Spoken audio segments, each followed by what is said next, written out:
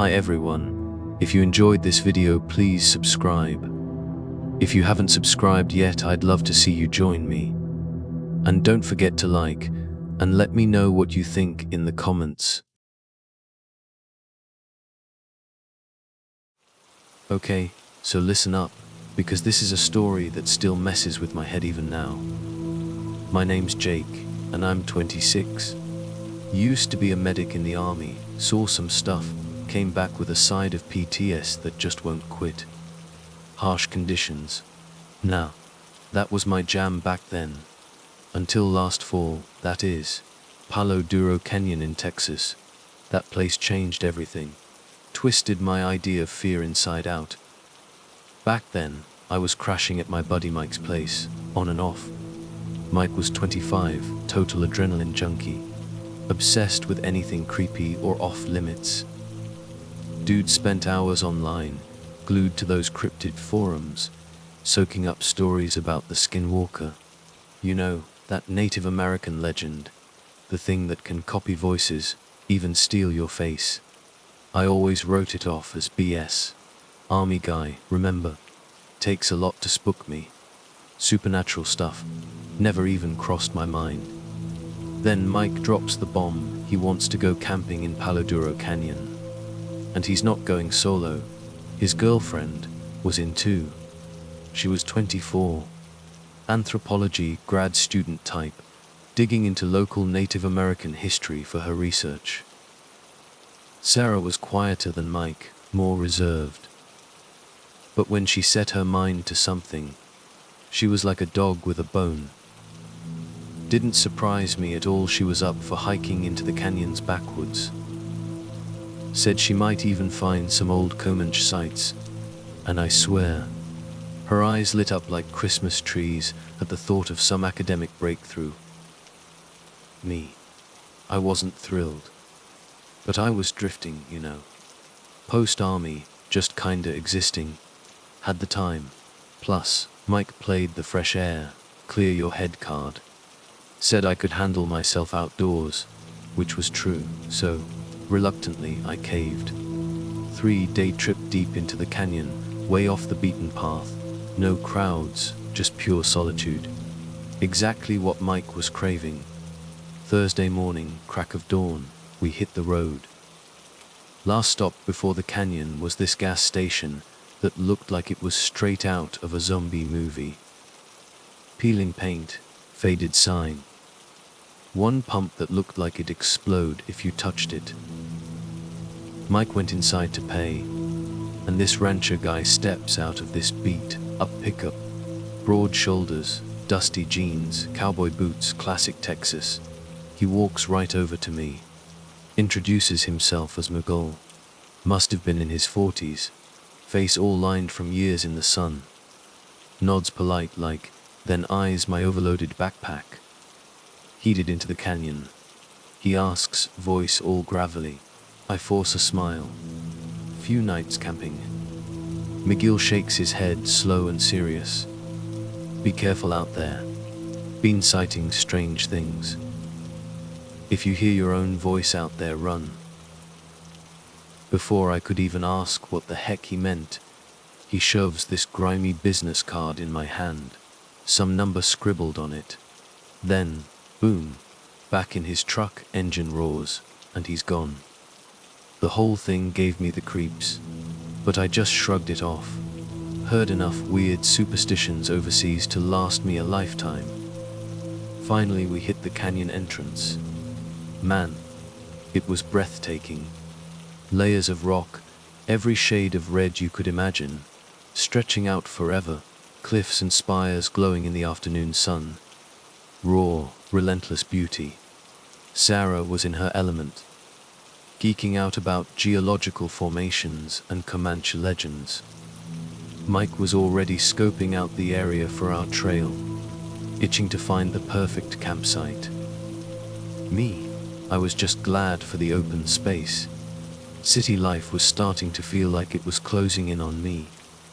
Plan was to hike miles into this remote area Sarah had marked on her map, near some old Comanche settlement. Packed up quick tents, ration packs, first aid kit, and a couple of firearms for wildlife, just in case. Looking back, I should have double-checked the gear. But Miguel's weird warning, and all the excitement kinda threw me off. By sundown, we were hours from any official trail. Found this flat rock outcrop to pitch our tents. View was insane. Canyon filled with purple shadows as the sun dipped down. Temperature dropped like a rock. Mike gets a fire going, Sarah sets up the cooking stuff, and I grab the binoculars to get my bearings. That's when I saw it. Deer carcass maybe 50 yards away, on a lower ledge. Hide ripped off in strips, ragged edges. No way a coyote or cougar did that. They don't skin an animal and leave the meat. But it was mostly intact, just skinned. Freaky. Didn't want to freak Sarah out, so I just mentioned it to Mike.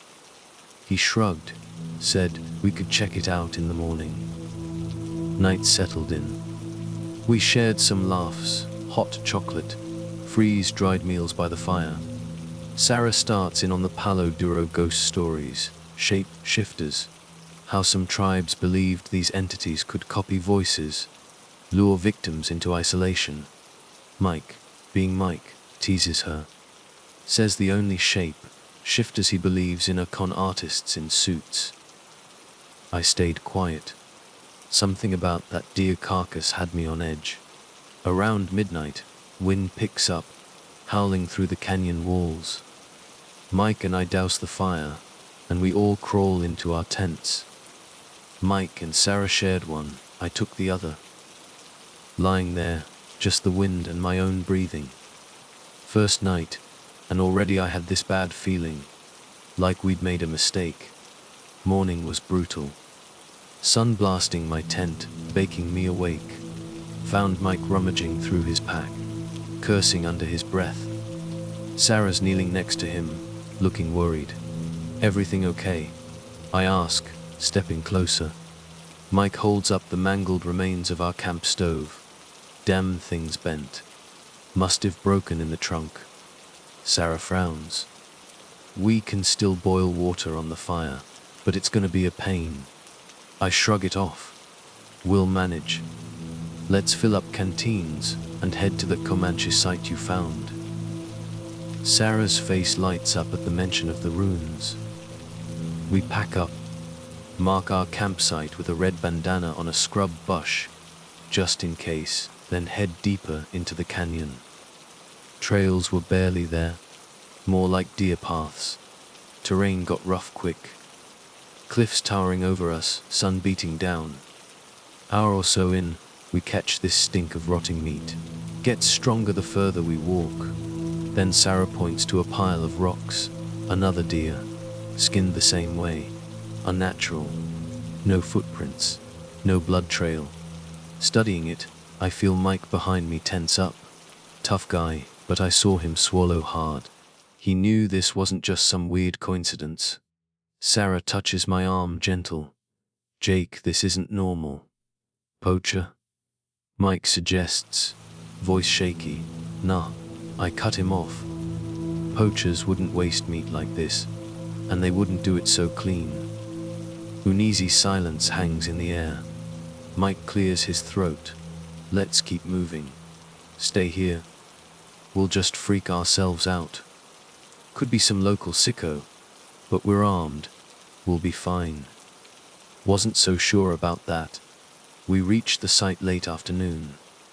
Circular rock arrangement, hinted at some old ceremonial ground, long abandoned.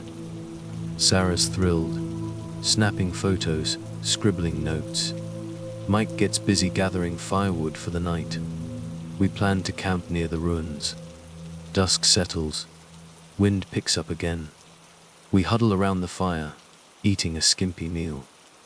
Mike's quieter than usual, eyes darting into the shadows. Sarah starts talking again, soft voice, about how tribes believed this land was guarded by spirits, resented outsiders. Skinwalkers. Voice mimicking, shape shifting. I roll my eyes. No offense, Sarah, but I've been in combat zones, never seen a supernatural anything. Let's not spook ourselves. She shrugs, but I can tell she's not buying it. Close to midnight when we first hear it. Faint voices carried on the wind. First, I thought it was just the wind swirling in the canyon. Then I catch words, fragments, echoes of laughter. Sounded eerily like Mike's voice. Over here, over here. But Mike was right next to me, face white as a sheet. Every hair on my neck stood up. Sarah grabs Mike's arm. "What is that?" she whispers. I force myself to stand, grab my flashlight. Not gonna figure it out sitting still. We scan the darkness, flashlight beam bouncing off jagged rocks, sparse brush, nothing. Then Mike's voice again from behind us in the shadows. I found something, but he was right beside me, silent. I yank my pistol from my belt. "Sarah, stay close. Mike, watch our six." Voice comes again, then fades into the wind. We spend half an hour searching, nothing. Finally, I call it. We head back to the fire, stay put. Decided to bunk down, but none of us slept. Not really. Just waited for morning, on edge. By morning, we were all frayed nerves. Sarah wanted to pack it in, head back to the car. Mike argued we should at least stick it out for the second night. Hated the idea of bailing. Said it was probably just some weird echo, or local kids messing with us. Sarah looked torn. Research to do, but she was spooked solid. I was the tiebreaker. Part of me still didn't want to let fear win. Plus, turning back felt like admitting something was real, something I insisted wasn't. Pride. Maybe. So, we stayed. We explored the ruins more that day. Sarah found carvings on a big rock, could be centuries old. She's photographing them when we hear this faint whistle from the canyon rim. All three of us freeze, scanning the ridgeline. Nothing. That night, that's when everything went to hell. My name's Alex, by the way, and I'm 29. What I'm about to tell you happened last fall. Picture this, the middle of nowhere. The garbage wilderness in Nevada. I went there hoping for two things. A killer photography project, and to ditch all the drama from a seriously bad breakup. Man, did I find something alright. But it was the kind of something that almost got me, and my best friend killed.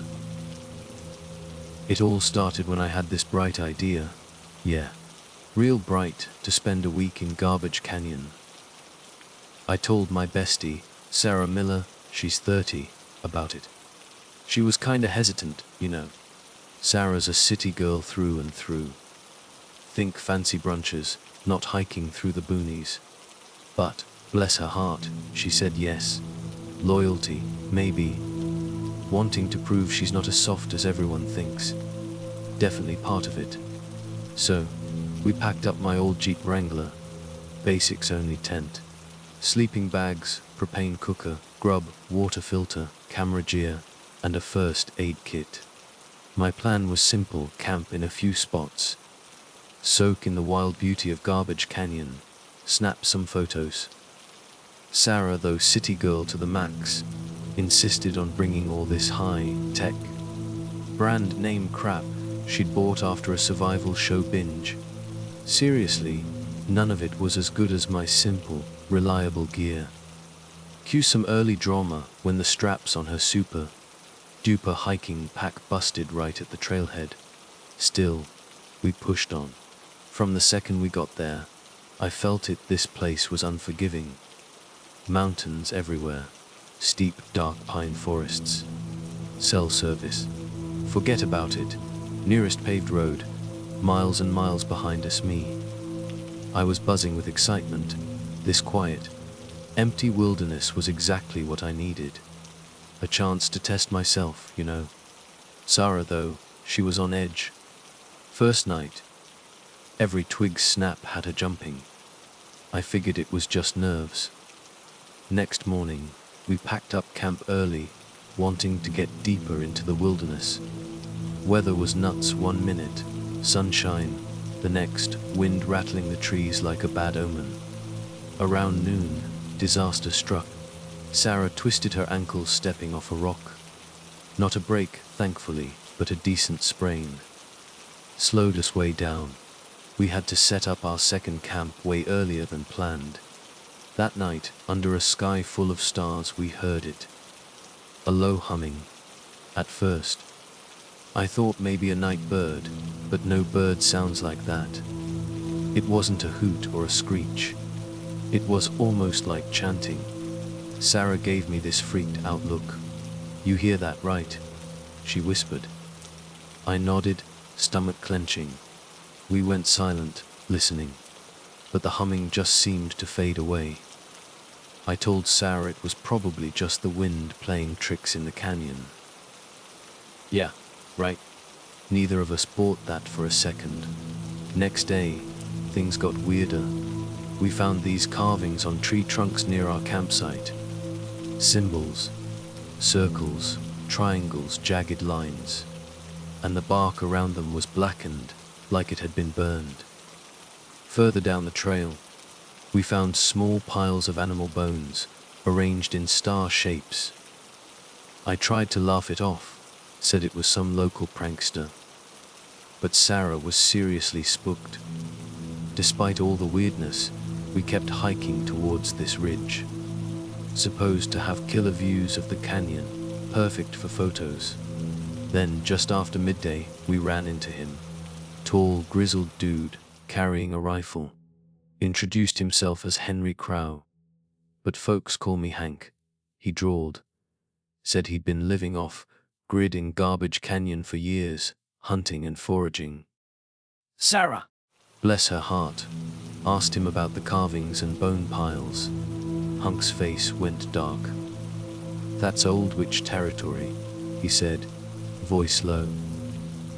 "Folks around here learn to stay away." Then he offered to take us on a safer route. Sarah was all over that idea, desperate for help. Me, something about Hank just felt off. Too confident about the canyon, like he knew some secret no one else did. Still, Sarah's ankle was hurting, and a guide sounded good after all the stress. So, we went with Hunk. He led us onto this faint path, winding through the pines. Kept glancing back, like he was checking we were still there, or maybe making sure we weren't going to run. Weather turned again, clouds rolling in, forcing us to hurry. After a couple of hours, I realized we were way off any marked trail. I called Hank out on it. "Trust me," he just said. "This route's safer." Sarah seemed to buy it, but I was getting seriously uneasy. By late afternoon, the forest was thick, and I was completely lost. Phone battery almost dead, and no signal anyway. Hank finally stopped near a clearing. "Good spot to camp," he announced. We pitched our tents, feeling uncertain, but too tired to argue. That humming started again that evening. Sarah looked at me, eyes wide, face pale. Hank just poked at the campfire, acting like he couldn't hear a thing. Maybe he was used to it. Or maybe he wanted us to think it was nothing. I woke up at first light, determined to figure out if this safer route was actually safe. Tried to step out of the tent and froze. Strange symbols drawn all around our camp. Same ones as the trees. They made this big circle, enclosing the tents, the dead fire us. Sarah crawled out of her tent, eyes scanning the ground. "Hunk," she called out, voice shaky. "Where'd these come from?" Hank was gone. Tent vanished, like he'd never been there. We followed footprints in the mud. They led right back into the trees. Hank had just vanished, without a word, leaving us more freaked out than ever.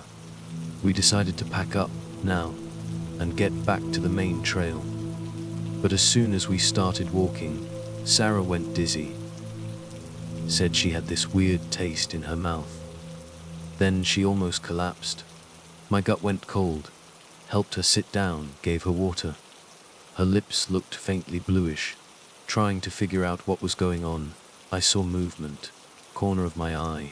Hank, standing behind a tree, watching us.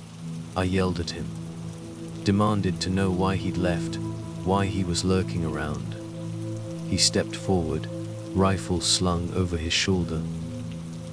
"The witch will have what she needs," he said, flat, like he was stating a fact. That's when it hit me. We were in way deeper trouble than just getting lost in the back country.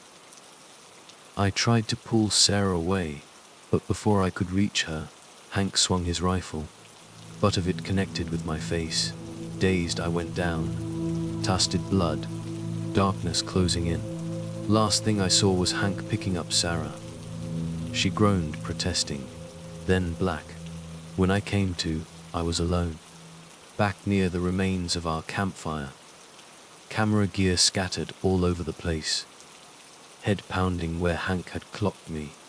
Sarah was gone. Just gone. Fear hit me like a punch to the gut. I had to get up, had to find her. Hank had taken my friend.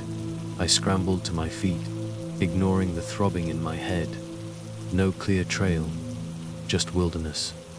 I started following anything that looked out of place. Broken branches, footprints in the mud, even scraps of Sarah's jacket. Anything. The search dragged me deeper into the canyon. Sun started dipping below the ridges, casting these crazy long shadows across this narrow path. I just kept trudging, mile after mile, trying not to freak out. Had to stay focused. Had to find Sarah. Finally, after what felt like forever, I saw it. An old cabin, roof caved in, looked abandoned. But then I heard voices. Low chanting, drifting from inside. That humming sound again, just like the night before. My blood ran cold. I crept towards the doorway, heart hammering against my ribs. Door was open, just this dark, gaping hole. Inside, the cabin was a mess. Dusty animal skins all over the walls, melted candles everywhere, and rows of jars filled with stuff. Foul-smelling stuff I couldn't even begin to identify. Grossed me out big time. Then I saw her, in the center of the cabin. Sarah, tied to a wooden beam. Unconscious. Hank was standing over her, chanting, voice rising and falling in this creepy rhythm. My pulse went into overdrive. I saw other shapes in the corners of my eyes. Shadows, figures, hard to tell in the dim light. The stench in there was making me gag. I fought down the urge to puke, pulled out the hunting knife from my belt, sneaking forward, quiet as I could. I heard Hank's voice clearer now. "The witch needs a vessel," he was saying. "One of them must serve." My stomach twisted. Ritual. He was planning some kind of ritual. Oh hell no. I lunged, knife to his neck. "Let her go," I hissed, trying to keep my voice steady, not shaking like I felt inside. Hank's eyes flicked to me, and he smiled. Not a normal smile. This chilling, terrifying grin. Then, fast as lightning, he knocked the knife out of my hand, shoved me against the wall. Vision blurred again. I saw Sarah stir, trying to say something, but no words came out. And then, this new sound filled the cabin, deeper than the humming before. Louder. It resonated in my chest. The air got thick, heavy. Candlelight flickered like crazy, like the shadows were moving on their own, crawling across the walls. At the edge of my vision, a shape flickered. Silhouette of a woman. Tall, impossibly thin, drifting in the corner. The witch, Hank had said. Was it real? Or was I hallucinating from fear, from being hit? Sarah's eyes snapped open, but they were wrong. Iris's almost completely black. She tore free of the ropes, just snapped them like they were nothing. Let out this guttural cry, made the hair on my neck stand straight up. Hank staggered back, eyes wide with alarm. Without warning, Sarah rushed me, fingers clawing at my arms. "Stop it," I shouted, trying to shield myself. Her face was twisted, rage, both. For a split second our eyes met, and I saw it. Fear, flicker of fear in those black eyes. Maybe the last bit of her, still in there. Hank lunged forward, wrestling with her, shouting something about the ritual gone wrong. Wrong spirit. I saw my chance, grabbed my knife from the floor. In the struggle, someone knocked over a lantern, flames roaring to life. Lantern oil spreading across the dry wood floor of the cabin. Thick smoke rolled up to the ceiling. The chanting, the humming. Sarah's shrieks all mixed together into this nightmare chorus. Desperate to save her, my Sarah, I tried to pull her away from Hank. She sank her nails into my shoulder. Pain shot through me, but I held on. Dragged her towards the door. We stumbled out, collapsing outside, coughing from the smoke. Hank was left inside, screaming curses I couldn't even understand. The cabin went up like a matchstick, inferno in seconds. Orange and yellow flames licking the rafters. Roof caved in, sparks showering the night sky. I just watched it burn, helpless. Whether Hank burned to death, or something else got him, I'll never know. I turned to Sarah, sprawled on the ground, breathing ragged, staring into the distance, eyes unfocused. Sarah. I tried to speak her name, but she didn't respond. Her lips moved silently, like she was still chanting. Then, she bolted upright, force that threw me backwards, stared at me for this long, agonizing moment, expression terrified, and something else, something not Sarah. Then, without a sound, she leapt to her feet, fled into the forest. I called after her, voice echoing in the darkness. Tried to follow, but lost her fast. Towering pines, swirling smoke, searched for hours, shouting her name. Flashlight beam cutting through the shadows, tripping over roots and stones. Nothing, no trace, just a few footprints that ended suddenly near a steep ravine. The forest went silent, like it was holding its breath. Dawn. Half delirious with exhaustion, I managed to stumble back the way we'd come. Found a dirt road. Ranger had mentioned it before. Hours later, a lone ATV came by. Hunter found me, bloodied, traumatized, barely making sense. Hospital in Elko. Search parties combed the area for a week. Nothing. No sign of Sarah. No sign of Hank Crow. Authorities, skeptical. Witches and rituals. Yeah, right. Deranged survivalist kidnapping spree, they figured. Sarah probably fell victim to the elements. Or wild animals. Months have passed. Still can't explain what I saw. Part of me wonders if it was all just terror. Illusions in the firelight. Then I feel them. The faint ridges of scars on my skin, small symbols, appeared on my arms after the cabin. Doctors, no clue. I dream about that humming sound almost every night. Jerked awake by the memory of Sarah's black eyes. Back to a semblance of normal life now. But normal feels foreign. Can't step into a quiet room without listening for that hum. Barely an hour goes by without thinking of Sarah. Where is she? Still alive? Still possessed? Or is her body at the bottom of that canyon? Every time I close my eyes, I see it. That flicker of a silhouette. Slender, impossible. In the corner of the burning cabin. People ask me to move on. Forget it. How can I? Something ancient and twisted lurks in those woods. and my best friend is gone. Maybe consumed by it, maybe lost forever. The question that won't leave me alone. Did the witch mark me too, for some future reckoning? Because sometimes, late at night, I hear it, faint humming in the walls, like it's calling me back. And there are moments, in the hush before sleep, when I feel it, another presence in the room, someone, or something, waiting. Don't know if it's Sarah's spirit, or something darker, whispering through the veil. All I know is, Garbage Wilderness is more than just a secluded spot in Nevada.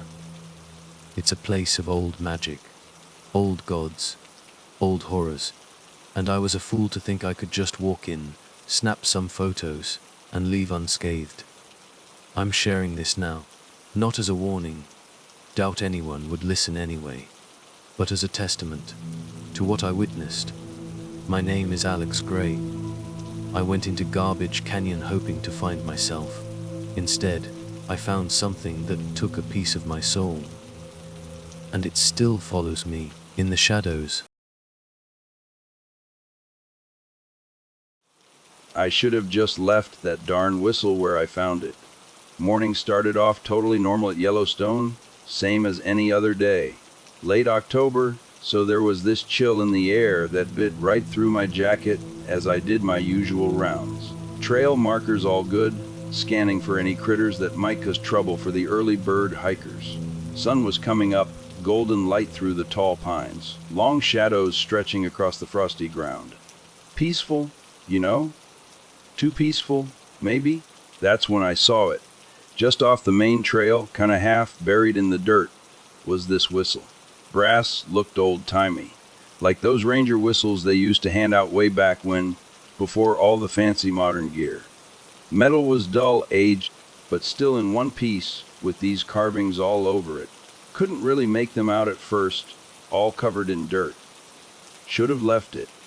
Should have marked it as lost and found, or park property, something historical.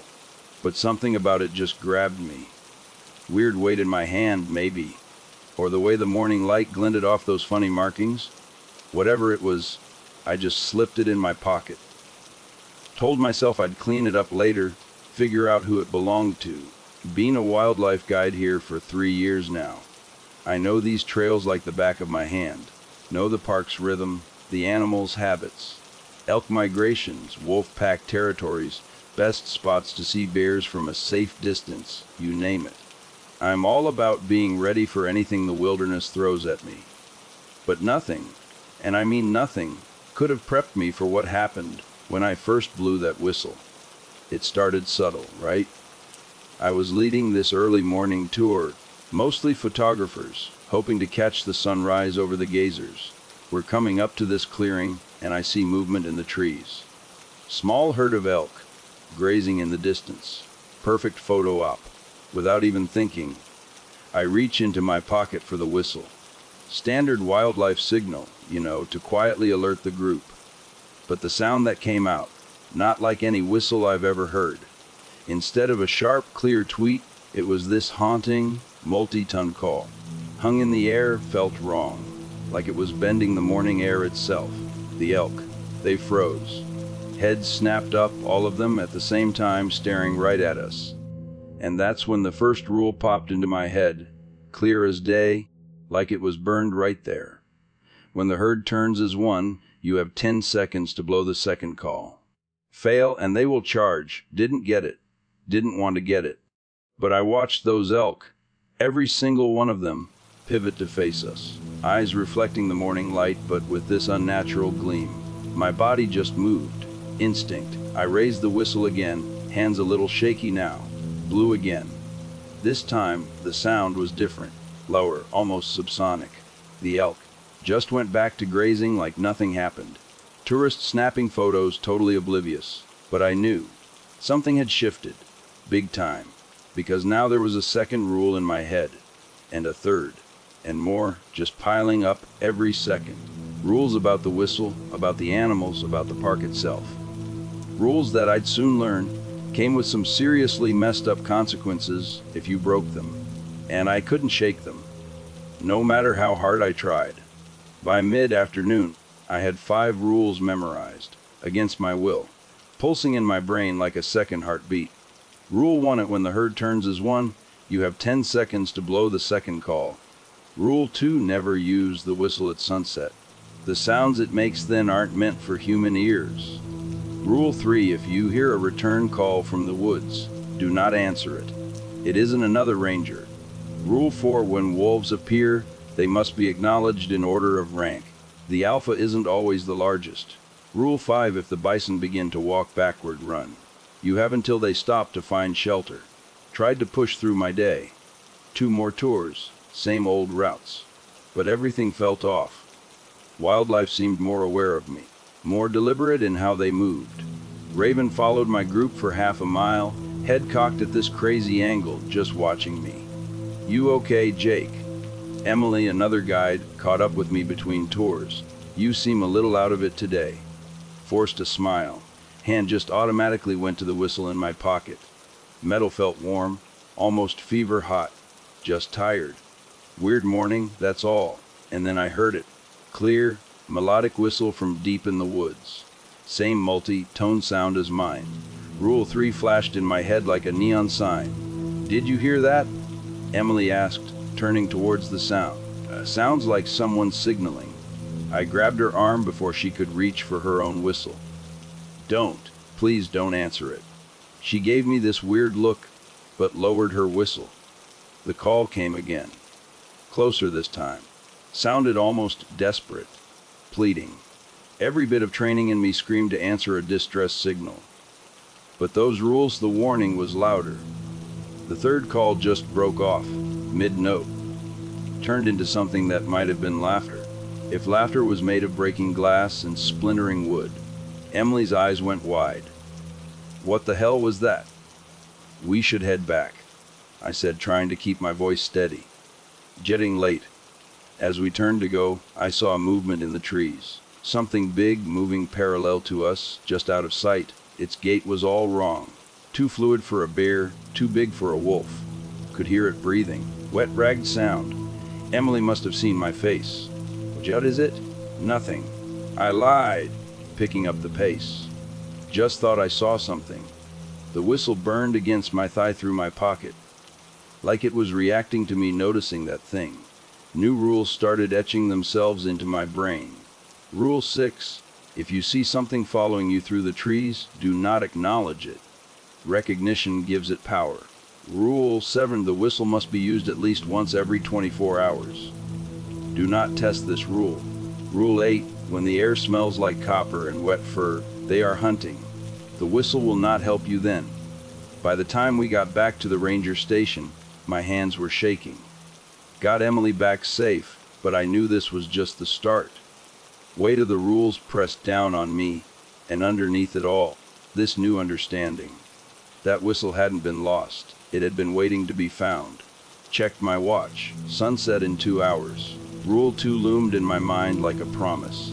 Needed to figure this out before dark. But watching those shadows lengthen across the parking lot, I just couldn't shake this feeling. I was out of time. And somewhere in the woods, something was still laughing. Okay? So sunset was like 40 minutes away when the first scream ripped through the parking lot. Human scream, which made it 10 times worse. High-pitched, terrified shriek, cut off real quick. Sounded like it came from the old faithful direction. Tourists still out there, watching the last eruption of the day. My radio crackled to life. "Jake, we got a situation at the Geyser Basin. Possible medical emergency." Emily's voice tight. "Can you back up?" The whistle pulsed against my leg. Second heartbeat. Rule 2: never use the whistle at sunset. Flashed in my head again. But someone needed help. Park Service rule number 1: a human life first. On my way, I responded, already jogging towards the trails. Setting sun was painting the sky crazy colors. Deep crimsons, purples. Too vivid, unnatural, like blood spilled in water. Another rule seared into my brain as I ran. Rule 9: when the sky turns red, the old trails will open. Stay on the marked paths after sunset, no matter what you hear. Air was getting heavy, thick with sulfur smell. And something else, wet organic. Rule 8, when the air smells like copper and wet fur, they are hunting. Popped into my head. Great. Found Emily standing at the edge of the boardwalk, face white as a sheet. Usual tourist crowd. Gone. Belongings scattered everywhere though.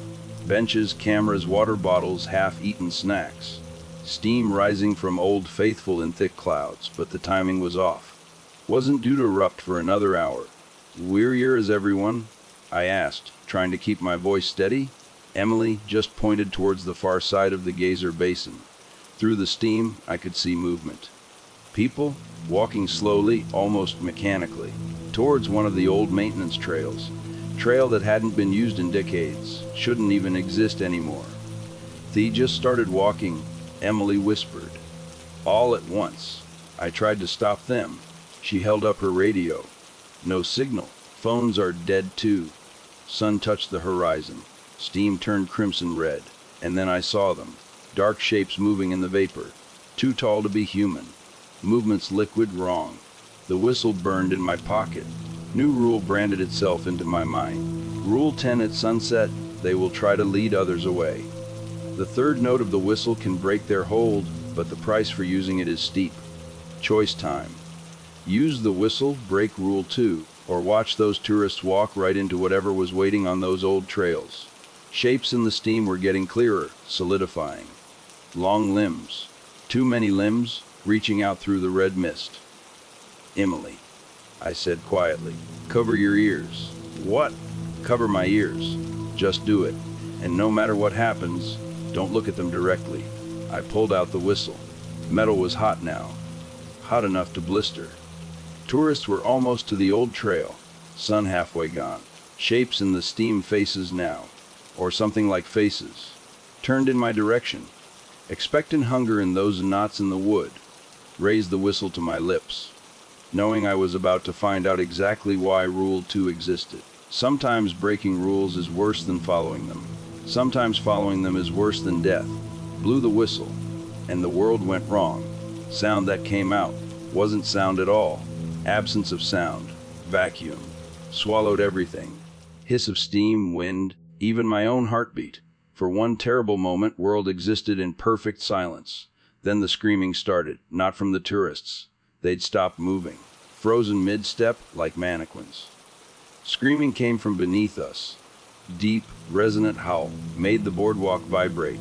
Ground cracked. Sulfuric steam erupted from new fissures, spiderwebbing across the basin. Jake? Emily's voice sounded far away. What's happening? Couldn't answer. New rules burning themselves into my brain. Each one, fresh wave of pain.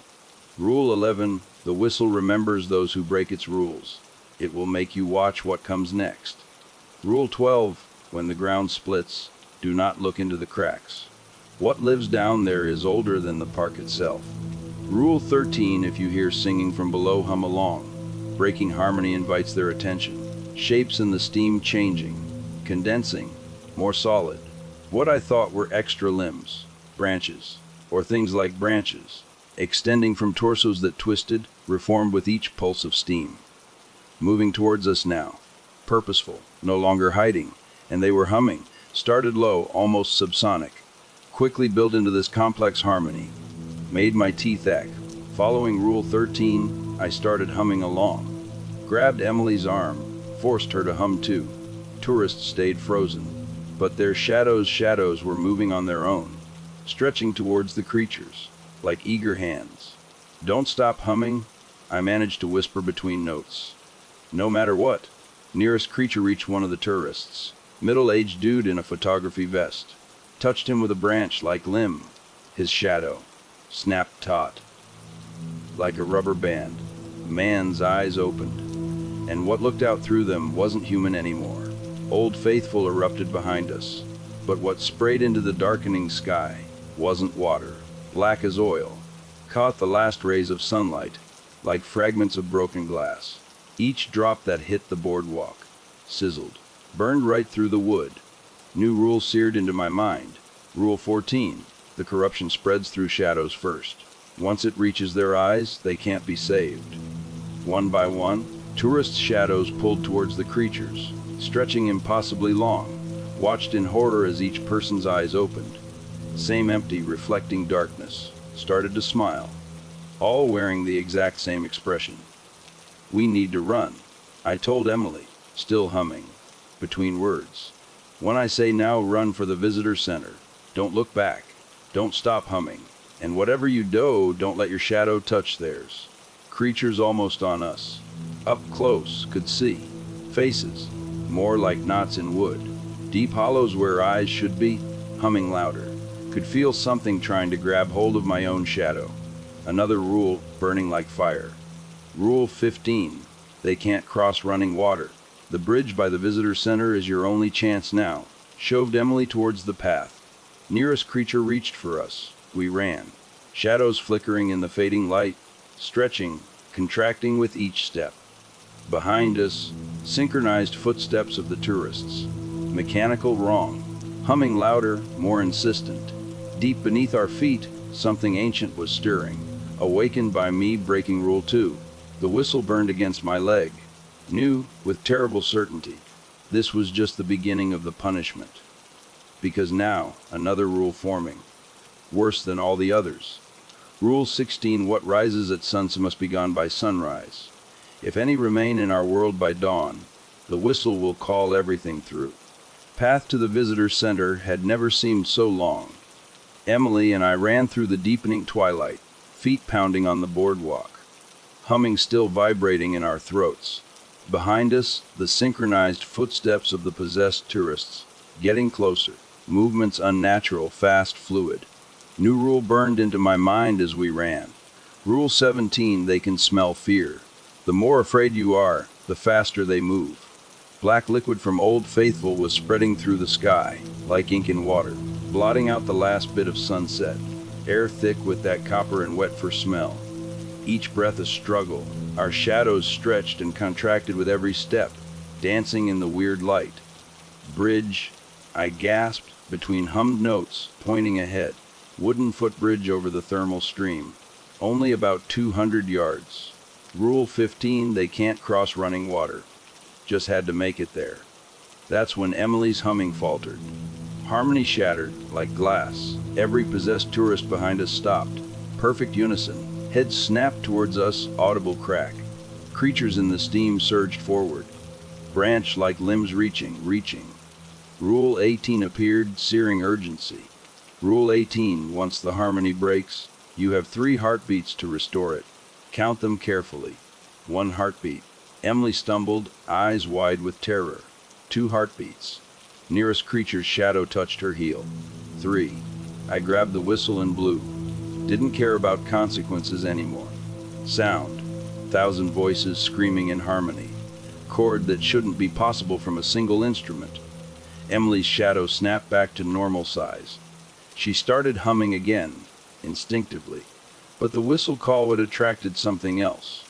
Ground beneath the boardwalk began to bulge, wood planks splintering, something massive pushing up from below. Steam hissed through the cracks, carrying this smell. Ancient decay? Rule 19 branded itself into my consciousness.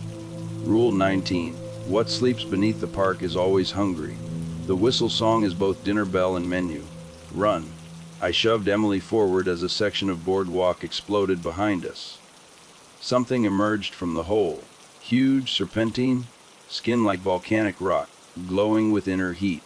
Possessed tourists turned towards it eager, shadows stretching to meet its massive form. Almost to the bridge, creatures in the steam closing in from both sides, trying to flank us. Wooden faces split open, revealing geodes. Crystalline formations. Geode teeth clicked together. Counterpoint to the humming. 30 yards. Humming a full chorus now. Sounded like it came from the ground itself. Could feel it trying to sync with my heartbeat. Pull my shadow away from my feet. 10 yards. Serpentine thing breached the ground again. Closer this time. Fading light could see. Head? No. Heads. Many. Each one different shape, all moving on their own. Reached the bridge. Emily hesitated. Split second. Pushed her forward. Run. As she crossed, I turned to face what was coming. Whistle pulsed against my leg, almost eager. One final rule burned into my brain. Rule 20, only one can cross the running water. The other must be sacrificed to seal the way. Emily, I yelled, still running. When we reached the bridge don't stop. Don't look back, just get to the visitor center. Raise the alarm. She glanced at me, realization dawning in her eyes. Jake, nuff. Thing from beneath the ground, closer. Moving through earth like a swimmer in water. Possessed tourists followed in its wake. Movements completely inhuman now. Bodies contorting in ways that shouldn't be possible. 50 yards to the bridge. Creatures in the steam closing in. Wooden faces, geode teeth gleaming. 30 yards. Humming, deafening. 10 yards. Serpentine thing breached again. Heads writhing. Reached the bridge. Emily hesitated split seconds. Pushed her forward. Run. As she crossed, I turned to face what was coming. Whistle pulsed against my leg. Almost eager. One final rule burned into my brain. Rule 21 of the whistle requires a worthy bearer. Prove your worth through sacrifice, or join their ranks. Raise the whistle to my lips. Emily's footsteps fading behind me. Possessed tourists yards away. Shadows stretching, grasping. Many-headed thing reared up. Silhouetted against the dark sky. Wooden-faced creatures circled. Geode teeth gleaming. I had the whistle. I had the rules. And now choice. My fate. Park's fate. Sometimes only way to win. Break all the rules at once. Took a deep breath. Started to play. Song no human was ever meant to know. Song from the whistle. Impossible. Sound of tectonic plates grinding, magma churning, time unwinding itself. Each note, another rule broken. World around me twisted more with each violation. Possessed tourists stopped. Heads tilted, synchronized, listening. Wooden creatures. Branch limbs swaying to the rhythm. Crystalline teeth catching the last light. Many-headed thing coiled itself, unsure attack or retreat. Played till my lungs burned. Whistle, so hot blistered my lips. Sound echoed across the basin, bouncing off thermal pools, rock formations. Harmonies shouldn't be possible. Steam rose in twisted columns, shapes forming. Like letters in some ancient language, shadows started to dance, peeling away from their owners. Tourists, creatures, rising up like black flames. Swirled around me vortex, drawn to the whistle song. Could feel them trying to grab my shadow, pull it into their dance. But I kept playing. Many-headed things struck first. One head snapped forward whip. Dodged. Whistle glued to my lips. Head hit the bridge support instead. Wood groaned, but held. Other heads followed. Forest of writhing serpentine forms around me. Wooden creatures advanced next. Bodies creaking, splitting, more crystalline structures inside. Jewed teeth clicked, counterpoint to my song. Possessed tourists followed, puppets on invisible strings. Surrounded. Cut off from the bridge both sides. Steam hissed through the boards, copper and wet for smell. Whistle song crescendo. Felt something shift deep beneath the ground. Ancient stirring. Awakened by breaking every rule that bound it. Thermal stream below bridge boiling. Black liquid, like Old Faithful, burst from water geysers. Each jet crystallized as it fell. Obsidian spears impaled wooden creatures. Bodies shattered, more crystals inside, like split geodes. Many-headed thing recoiled, heads weaving, agitated. Possessed tourists' shadows torn apart by wind of my song, shredding like smoke in a storm. One by one they collapsed. Eyes rolled back normal, unconscious but unharmed. But the whistle song changing. More complex, demanding, trying to take control, play itself, vision blurred. Dark spots dancing at the edges. Couldn't keep this up much longer. Wooden creatures left merging. Bodies twisting, fusing. Something new, massive. Many-headed thing coiled around this new amalgamation. Heads weaving through branch limbs, threads and fabric. Together, monstrosity towered over bridge. Living cathedral of wood, crystal, serpentine flesh. Consciousness fading. Truth hit me. Whistle hadn't been waiting to be found. Waiting for someone desperate, foolish enough to break all its rules at once. Because only by breaking every rule could its true purpose be fulfilled. Thing facing me now, not a monster, a door. And I'd just given it the key to fully open. Last of my strength. Changed the song. One note. Felt it hidden in the whistle since the start. Note even the whistle seemed afraid of. World went white. Woke up. Sound of running water. Emily's voice calling my name. Bridge gone. Most of Boardwalk 2. Massive crater where they'd been. Steam rising from depths, lazy spirals. Thermal stream changed course. New channels carved in earth. Water clear again. No black liquid? Jake. Emily, other side of crater. Rangers with her. Emergency lights flashing in parking lot. Don't move. Rescue team coming. Tried to stand. Body felt wrong. Joints reassembled, slightly off. Whistle beside me. Ordinary looking in harsh lights. Surface different though. Carvings changed. New patterns shifted when I wasn't looking straight at them. Tourists, possessed ones, loaded into ambulances. Still out cold, but okay apparently. No wooden creatures left. Ground littered with crystal shards. Broken mirrors of the many-headed thing. No sign of it either. But something had changed. Could feel it. Air, ground, bones. Park itself felt different. Like that last note altered something fundamental about this place. Rules gone from my head. No longer burning behind my eyes. But absence of less freedom. More calm before a storm. Waiting for rescue. Notice things. Small things at first. Steam moving against the wind. Shadows, fraction too dark, too solid. Strange harmonies, hidden in flowing water sound. Park still alive. Ancient other. But not bound by rules anymore. I'd broken those bonds with that final note. Rescue team reached me as dawn broke. Sky, color not quite right. Shade between purple green. Birds started singing. Songs complex, layered. Different. Insisted on hospital. No visible injuries. Emily rode with me in ambulance. Face pale, worried. Tried to ask what happened. Couldn't find words. How to explain? I hadn't stopped something coming through. Just changed the rules of what could be here. Whistle came with me. No one tried to take it. Not sure they could even see it anymore. It had changed me, marked me, no longer bound by its rules, but not free of its influence either. Park transformed. And me with it. Driving away, last glimpse of Old Faithful in rearview mirror. Erupted right then, perfectly on schedule. Spray caught strange dawn light, moment, shapes in the mist, familiar shapes. Wood crystal, serpentine flesh, smaller now, subtler, more patient, didn't need rules anymore. Part of the park now, like geezers, wildlife. Understood, finally. Whistle, not control tool. K, let them fully inhabit our world. Closed my eyes as we drove through park gates. Still hear it though, impossible harmony, hiding just beneath every natural sound. Whistle hummed softly in my pocket, no longer burning, still warm, like sleeping creature. Rules gone, something far more dangerous taken their place. Freedom. My name is Ethan Bell, and I'm 27 years old. What happened to me in Sam Houston National Forest in Texas, well, it messed me up. I was never one for spooky stuff, but after what I saw out there, I can't deny it. It changed everything. It all started with a simple plan, a 4-day hike and camping trip.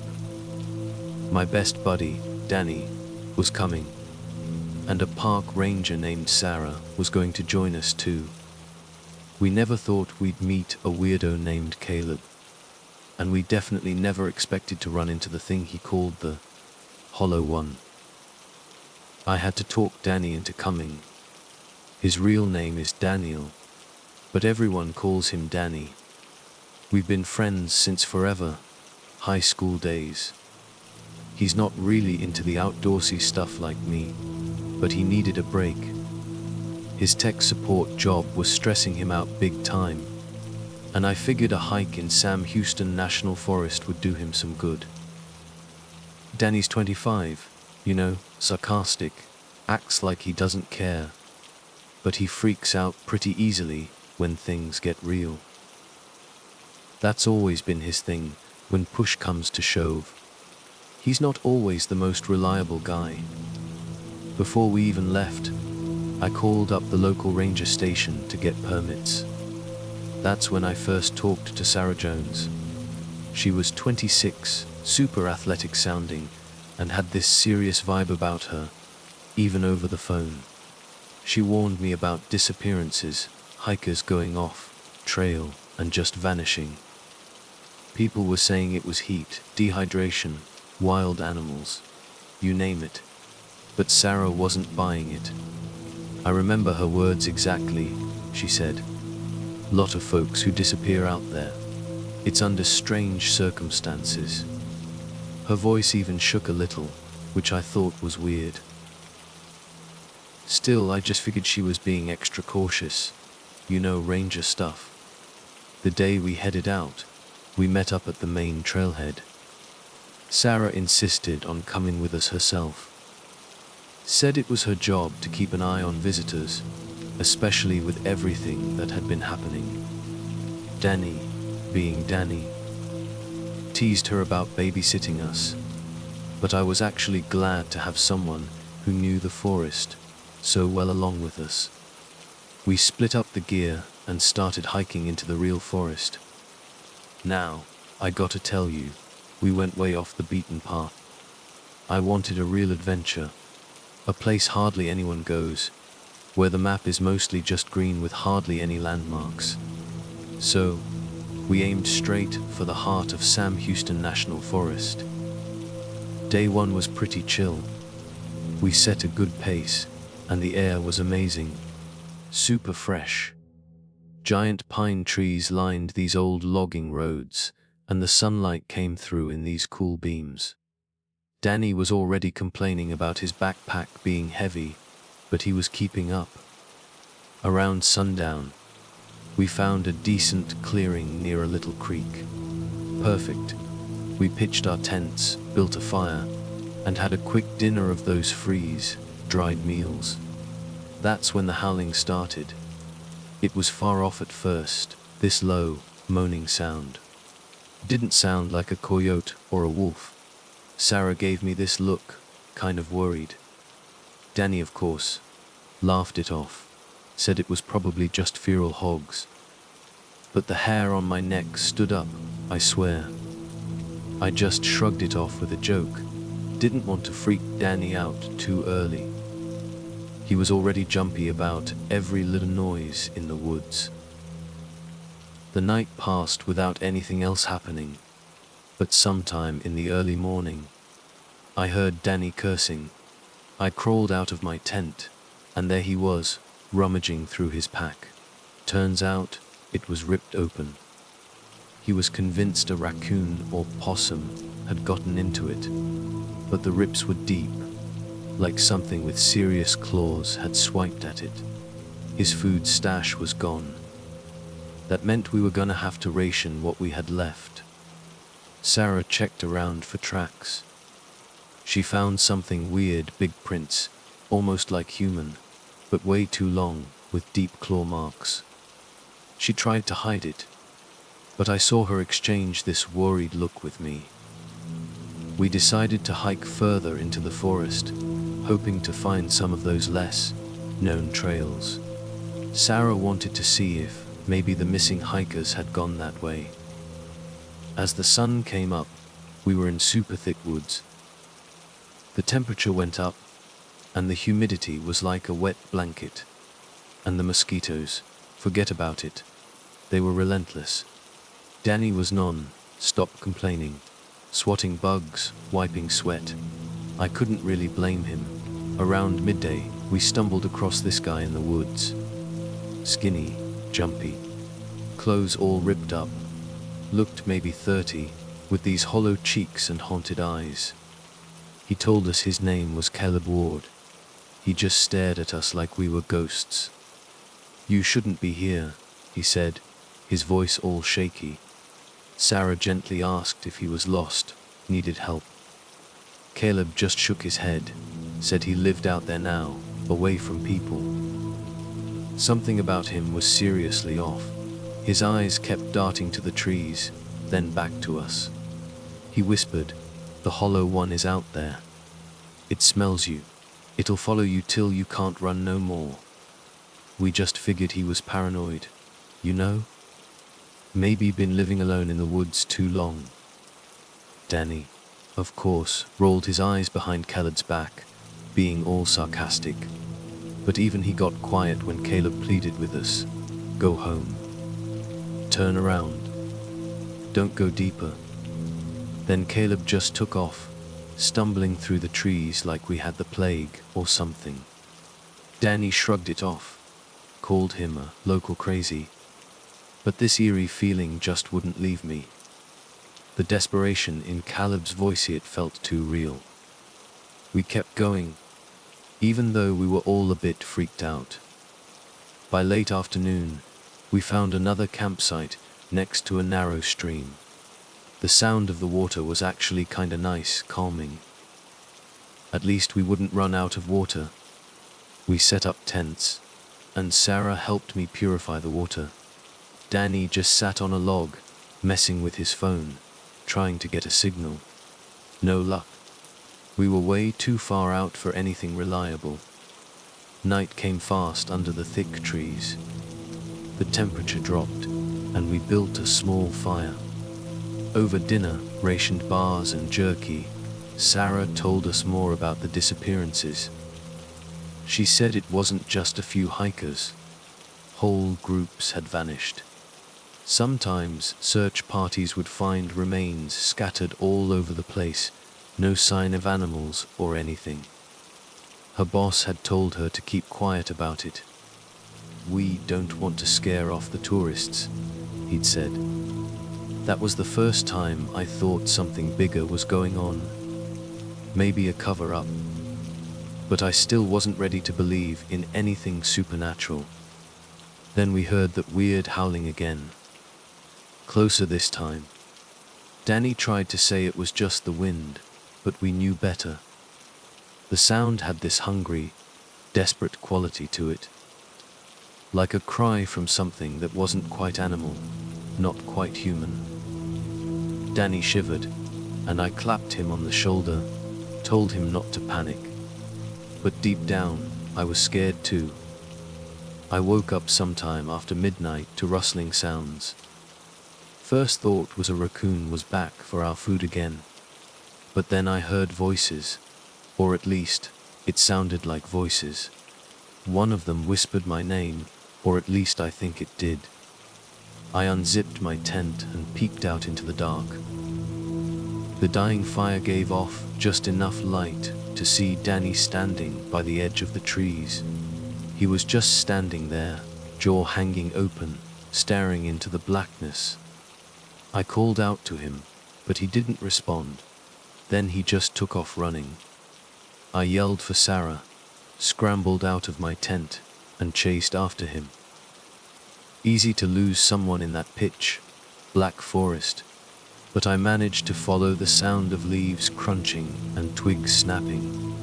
My flashlight beam cut through the pine trees, searching like crazy.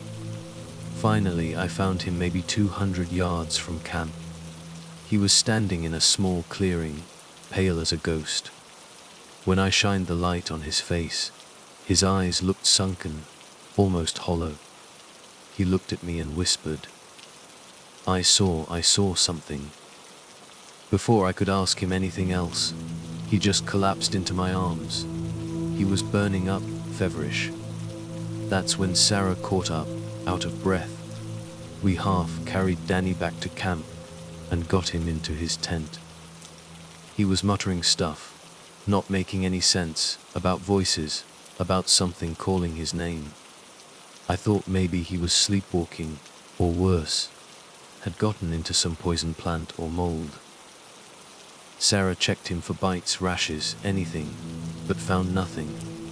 In the morning, Danny seemed awake, but totally out of it. Depressed, even. He said he felt weak, stomach hurt, hadn't touched his food in days. When we tried to get him to eat, he looked at an energy bar like it was poison. He finally forced down a few bites. Sarah and I argued about whether we should head back. Danny insisted he was fine to keep going. So, we set off again, hoping to circle back to the main trail. But we couldn't find our way. It was like the forest had moved around on us. Every path looked the same, every pine tree a copy of the next.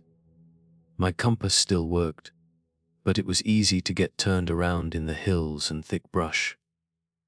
The deeper we went, the more messed up stuff we found. Claw marks on trees, patches of plants flattened, and worst of all, piles of animal bones. One pile of bones even looked almost human, but we didn't stick around to check it out. This slow panic started building up inside me, and I was fighting to keep it down. Danny started limping a little. His left knee, the bad one, was acting up. Late that afternoon, we came across this small wooden cabin. Half rotted, hidden in vines. At first, we were hoping it might be a safe place to rest, or at least find some clue to a trail. But the second we stepped inside, this wave of disgust just hit me. The walls had these weird, deep scratches, and the floor was covered in animal bones, some old, some fresh. Sarah crouched down, looking through the junk. She froze when she found it, a severed human finger bone, with a ring still on it. And that's when Caleb showed up again, stumbling in behind us, eyes wild, breathing in these ragged gasps. "It's too late," he moaned.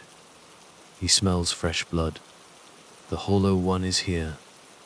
Sarah tried to ask him questions, but he was hysterical, just muttering about some ancient curse. I remember looking at Danny, leaning against the wall, sweaty, barely conscious.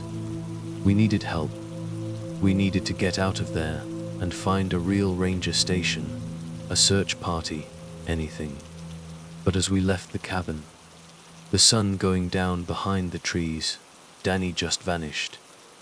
1 second he was behind me, the next gone. We heard branches snapping, and I sprinted towards the noise, yelling his name. I found him maybe 20 yards away, near a tree.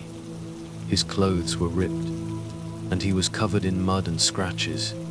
He just stared at me, eyes all blown wide. When I reached for him, he lunged. Animalistic snarl, unbelievably strong. His nails raked across my arm. I shoved him back, and Sarah yelled at me to get back. She pulled out her sidearm, standard Ranger pistol, and aimed it right at Danny. "What the hell are you doing?" I yelled, stepping in front of her. "That's Danny."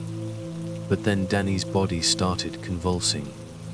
His joints cracked in this sickening way, limbs twisting. This sound like bones breaking echoing through the forest. He let out this scream, not human at all. We just stood there, frozen, watching as he scuttled backwards on all fours, then darted into the darkness, moving impossibly fast. Sarah took off after him, and I followed, ignoring the pain in my arm. Branches whipped across my face, almost tripped over roots 1,000,000 times. I lost sight of Sarah for a second, but I could still hear her calling for Danny. Then I heard this blood-curdling scream. Sarah's voice. By the time I got there, all I found was her hat and a smear of blood on the leaves. No, Sarah." Caleb caught up, panting. "We gotta go," he hissed. "He'll pick us off one by one." I turned on him, fury and fear all mixed up inside me. "Where did they go? Help me find them." He just shook his head like I was crazy. "You can't," he said. "He'll kill you. Or he'll make you like him." I grabbed him by the collar. "Tell me what's going on now." Caleb's eyes darted around like he expected to be attacked any second. "You wouldn't believe me, but that thing, it was a man once. He became a Wendigo. He feeds on flesh. When he's hungry, he can possess the weak, hollow them out. Danny's gone. Your ranger friend is probably dead." I wanted to punch him, call him a lunatic. But after what I'd just seen, I couldn't pretend anymore that normal explanations made sense. Against every rational thought in my head, I listened. He said he'd found old Native American stories about a spirit in the woods, hungry for human flesh. Once it marked you. It would mess with your mind until you broke, leaving you empty. Then it would wear your skin like a puppet. I asked him how he'd survived. He said he'd been running for months, never sleeping in the same place twice. I refused to give up on Sarah. We searched for hours, calling her name. Night fell completely, and the forest was just this endless maze of darkness. At some point, we stumbled into a clearing. That's where we found Sarah's flashlight flickering. In the dim light, I saw drag marks leading into a thick bunch of bushes.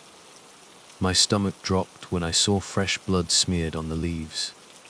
My throat tightened, and this sick feeling churned inside me.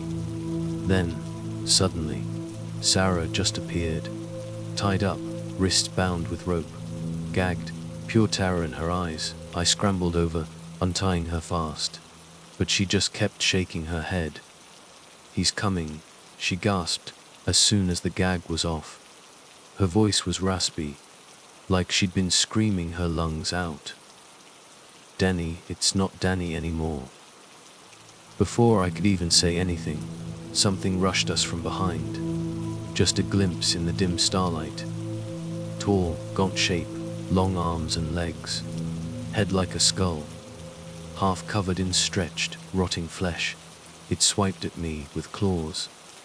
I rolled away, heart pounding, but it still caught my arm, tore a deep gash. Pain shot through me. Sarah screamed, tried to fire her pistol, but it jammed, or misfired, I don't know. The creature let out this ragged roar, like a messed up mix of Danny's voice and something else. Then it just vanished back into the trees, impossibly fast. We huddled together, shaking. Caleb started to run, but I grabbed him. "Don't you dare leave us." He jerked away, eyes wide. "It's every man for himself now." And he sprinted off into the darkness. Sarah was in bad shape. Bruises all over her arms, bleeding from a cut on her face. She told me that whatever had taken her, whatever Danny had become, it had tied her up, dragged her. It whispered in her ear, in Danny's voice, but also other voices she didn't know. "So hungry," she muttered. The fear in her eyes told me everything. She believed it. We were dealing with something way beyond anything human. We made a kind of camp in a more open spot. No bushes, where we could see around us a little, at least in the moonlight. Sarah made me let her bandage my arm. She said the claw marks already looked infected, skin around them turning red and angry. We barely slept, taking turns on watch, jumping at every rustle. Sometime near dawn, we heard a scream. Unmistakably Caleb's. I wanted to go help, but Sarah said it was a trap. I think we both knew he was gone anyway. The scream just cut off, leaving this silence that was almost worse than the scream itself. We decided our only chance was to get back to a ranger station, or at least a real trail where we could get help. Our compass pointed northeast, the way we thought would take us to a main park road. We marched, fast as we could, even with our injuries. The forest just closed in around us, branches scratching at our clothes, feeling like the trees themselves wanted to swallow us whole. Sometime around midday, we came across the most messed up sight. Caleb's body, strung up in a tree. It was mutilated, but I could tell it was him from the ripped clothes. His chest was torn open, and his arms and legs were arranged all twisted. He was still twitching. As we stood there staring, totally horrified, he suddenly looked right at us. His eyes were full of pain. His lips moved, but only this weak gurgling sound came out. I almost threw up right there. Sarah just grabbed my arm and dragged me away, tears streaming down her face.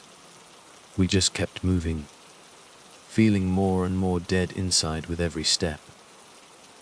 We were almost out of water, and our food was basically gone.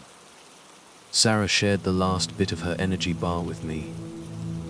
Every so often, I'd get dizzy, and the edges of my vision would go blurry. I told myself it was just from losing blood and being exhausted.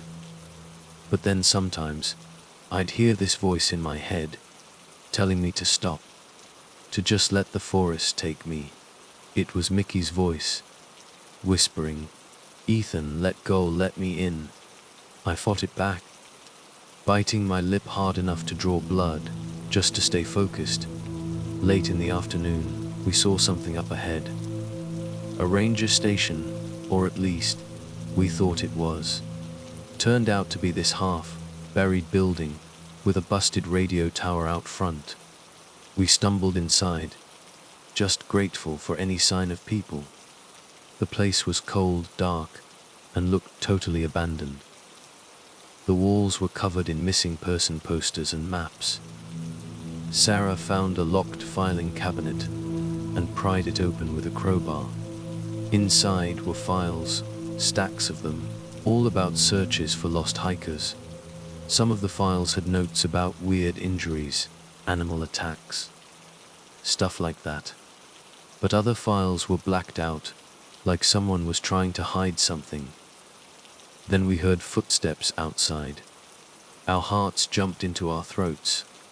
I pointed my flashlight at the door, half expecting it to come crashing in. Instead, the door burst open, and these guys in dark suits and bulletproof vests stormed in, rifles pointed right at us.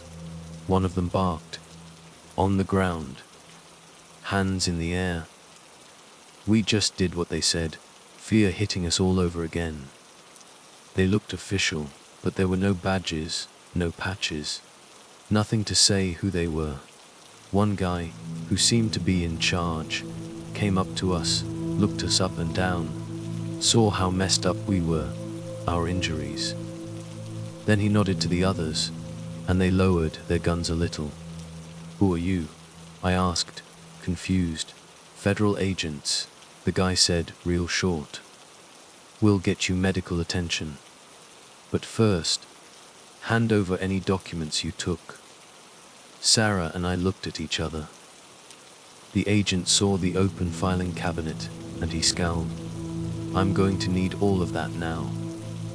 Sarah held out the files, her hands shaking. "People are dying out there," she said. "There's some kind of thing." The guy just glared at her. "All you saw was a bear. Do you understand?" He nodded to another agent, who stepped forward with zip ties, ready to cuff us. "We have orders to contain this situation." "What about my friend?" I started to say. "He's still out there, or whatever he turned into." He cut me off. "You saw a bear," he repeated, voice like ice. "And if you say otherwise, we'll have to detain you indefinitely." Anger just boiled up inside me. I was shaking with it, but I was also too beat to fight. They tied our hands and marched us outside. Black SUVs were waiting. A couple of the men were whispering to each other. I caught bits of it. "Survivors, unauthorized area, subject still Lucy." Then the agent in charge steered us towards the back of one of the vehicles. Just as they were about to shove us inside, the forest just exploded. Snapping branches, shrieking wind. The creature, gaunt, skeletal, twisted Mickey thing. It burst out of the trees, roaring, this monstrous sound that filled the air. The agents opened fire. Blood splattered on the dirt. The thing stumbled back, then lunged at the closest agent, just ripping him apart in seconds. Sarah and I dove to the ground, trying to shield ourselves from the chaos. One of the SUVs roared to life and sped off, leaving us in a cloud of dust. Another agent screamed, "Get it off me." The creature had him pinned, teeth bared. Gunfire was going off everywhere. the smell of gunpowder mixed with this awful coppery stink of blood. In the confusion, I yanked at my zip ties, pulling until they cut into my skin, snapping them with a brutal twist. I freed Sarah too. She grabbed a handgun that had been dropped, aimed, and fired right at the Wendigo's head. It flinched, but didn't go down. Another agent unloaded his rifle into it, and finally, it collapsed in a heap of ripped flesh. The agent in charge, bleeding from a cut on his face, grabbed me by the collar. "You never speak of this," he snarled. "If we so much as catch wind." He didn't even finish, because the Wendigo twitched again, snapping its jaws at him. The agent stumbled back. Sarah and I took our chance and ran. We sprinted into the woods, ignoring the agent yelling after us. Fear was pumping through me like fire. I had no idea where we were going, but getting away from that station, those men, that thing, that's all that mattered. We ran until our legs were about to give out. Dawn was just breaking when we found a small back road. We flagged down a pickup truck. The driver, an older rancher, looked us up and down, but didn't ask too many questions. He took us to a tiny clinic in the nearest town. We got stitched up for our injuries. We told them we'd been attacked by wild animals. No one pushed it, though we definitely got some weird looks. The next day, a guy with a sheriff's badge visited us at the clinic, along with some other guy who said he was from the FBI. They made it real clear we should keep quiet about certain details. The official story: we got lost, ran into a bear or a feral hog, and survived by luck. No mention of Danny, no station, no missing hikers. They said if we talked to the press, there would be legal action. We knew enough to shut our mouths. I never found out what happened to Danny's body, or the creature he became. The doctors said it was a miracle, Sarah, and I even survived our injuries. Once we were released, I drove home in silence, Sarah in the passenger seat. This numbness settled over both of us. We understood, without even talking about it, that we'd seen something we weren't supposed to know about, something they wanted buried. And they, whoever they really were serious about keeping it that way. But late at night, I still wake up in a cold sweat, hearing that howling in my nightmares. I remember the voices in the dark, Caleb's body in the tree, and that thing wearing Mickey's face. Even if the government tries to cover it up, I can't forget. Sam Houston National Forest might look like just trees and trails, but there's something older, angrier, lurking there. To anyone who hears this story, I get it if you don't believe me. Part of me still wants to think it was all a hallucination, stress, starvation, fear messing with my head. But then I feel this phantom ache in my arm, where the creature's claws dug in. The scar's still there. A reminder that what I experienced was real. This is my story. My name is Ethan Bell, and I'm 27. I can't prove any of it, but I know what happened in those woods. And I know the Hollow One is still out there, waiting for the next unlucky souls to wander off the trail. If you... Names, let's just say it's Mark. And this thing happened when I was 29, out in the Nevada desert. Churchill County, to be exact. Sand Mountain, just thinking about it still messes with my head. Nightmares, you know. Every time I try to piece it all together, it's like my brain just wants to shut down. Maybe writing it out will finally help me make sense of it, or at least something. I've always been a total off-road nut. Living in Reno, every weekend was about getting my ATV dirty, you know. Tinkering with it, tuning it up, just getting ready for the next ride. My buddy, let's call him Dave, he was the same way. That's how we clicked.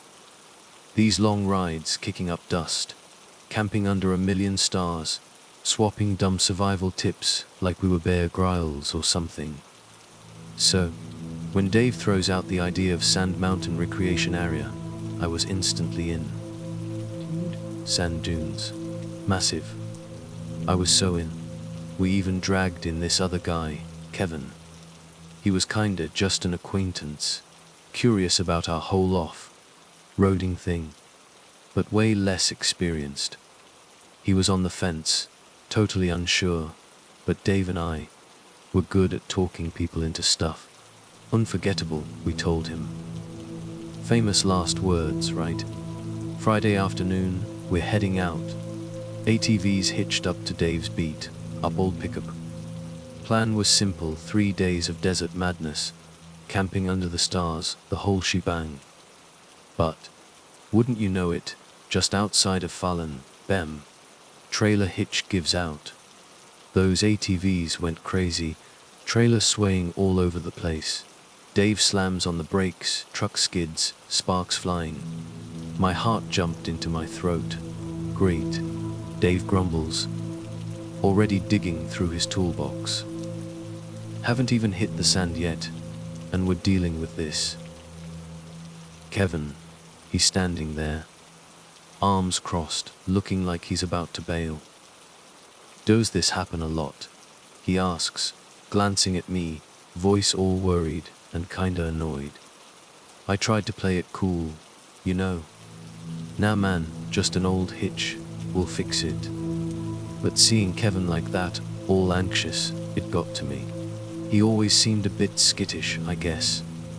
Not like Dave and me, always chasing the next adrenaline rush. Anyway, we patched up the hitch enough to keep going. Took a while, but we got it done. By the time we actually rolled into Sand Mountain, dusk was already setting in. And man, that dune git just rose up out of nowhere, like some giant sleeping thing. Sand ripples everywhere, shimmering in that last bit of sunlight. Wind was insane, whipping sand right into your face as we unloaded the ATVs. Finding a campsite. Forget about it. Wind kept shifting the sand, felt like we were on another planet. Then this local off-roader pulls up next to us. Bandana over his face, pointing at the sky like it was gonna fall. Storm's coming, he warns, all serious. Not the best time to set up here. Some folks say this dune is, well, cursed. People hear things at night. Dave just grins, classic Dave. We've handled storms before. Kevin, though he's chewing on his lip, looking even more freaked out. He didn't say anything, but you could tell the guy was already on edge, and this dude's spooky warning just made it 10 times worse. Finally, we get the tent staked down, RV kinda stable, full dark by now, hot wind still blowing, carrying dust, and this weird smell, something I couldn't place. Like burning cactus, maybe. As we're hammering in the last stake, this sound cuts through the wind, like a distant moon. Kevin's eyes go wide. You hear that? I forced a laugh. Just the wind, man. It howls around dunes like a whistle. We built a small fire, kept it low, cooked up some chili for dinner. But the conversation kept circling back to that moan. Kevin was convinced it was something else. Dave just waved him off, leaning back in his chair, beer in hand. Relax, dude, he says. We came here to get away from stress, not add to it. Around midnight, I was ready to crash. Then I hear it.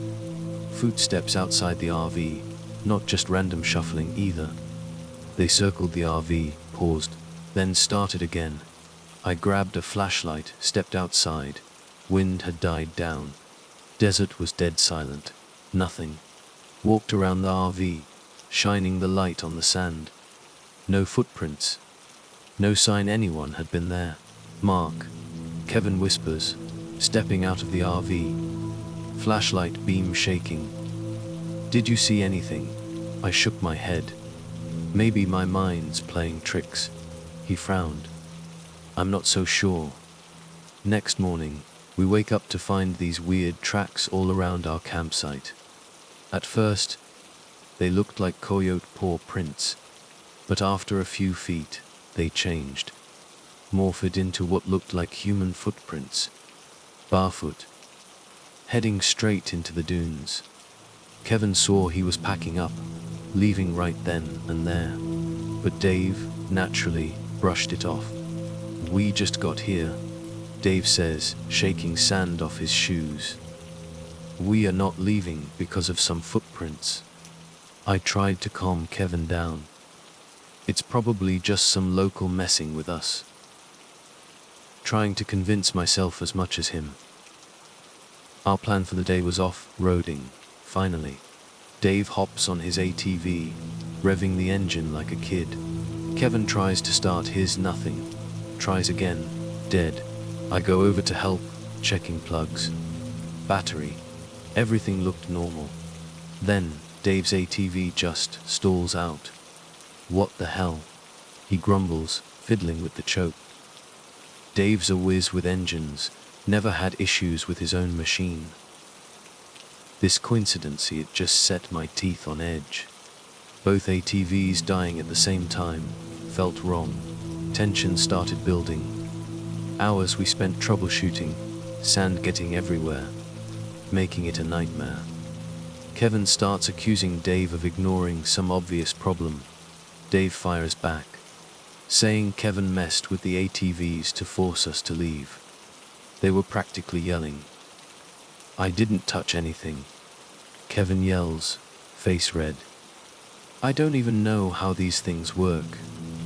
I stepped between them. Enough. Let's just figure this out, or we've wasted the whole damn trip. Eventually, Dave gets his ATV sputtering back to life. Kevin's. Still nothing. Frustrated, Kevin decides to stay back, recheck the RV, while Dave and I take a quick spin to test Dave's ATV. Desert sun beating down. We zigzag through the dunes. Adrenaline starts kicking in, washing away some of that morning tension. For a little while, I almost forgot about the weird tracks, the footsteps, the argument. Almost. We get back to camp and Kevin's gone. RV locked up tight. No sign of him anywhere. Yelled his name into the wind, voice just swallowed up by the desert. Dave and I start scanning the sand. Finally, we spot Kevin's footprints, heading towards a small ridge. We followed them. Found his helmet, cracked. Blood smeared, half buried in the sand. A chill went right down my spine. Kevin, I shouted, voice cracking. Nothing. Just this heavy silence. Like the desert itself was pressing down on us. Dave's face went from pissed off to scared, real fast. You think he's hurt? He asks, wiping sweat off his forehead. He stormed off earlier, but maybe he had an accident. We followed his tracks deeper into the dunes. Then, they just stopped. Vanished. Searched for hours in that blazing sun, calling his name over and over. Desert gave us nothing back. Exhausted, scared, we went back to the RV. Night fell again. Neither of us said much. Just sat there in the dim lantern light. My mind kept replaying that helmet, Kevin's broken helmet. Those footprints, changing from animal to human. This cold dread just settled in my gut.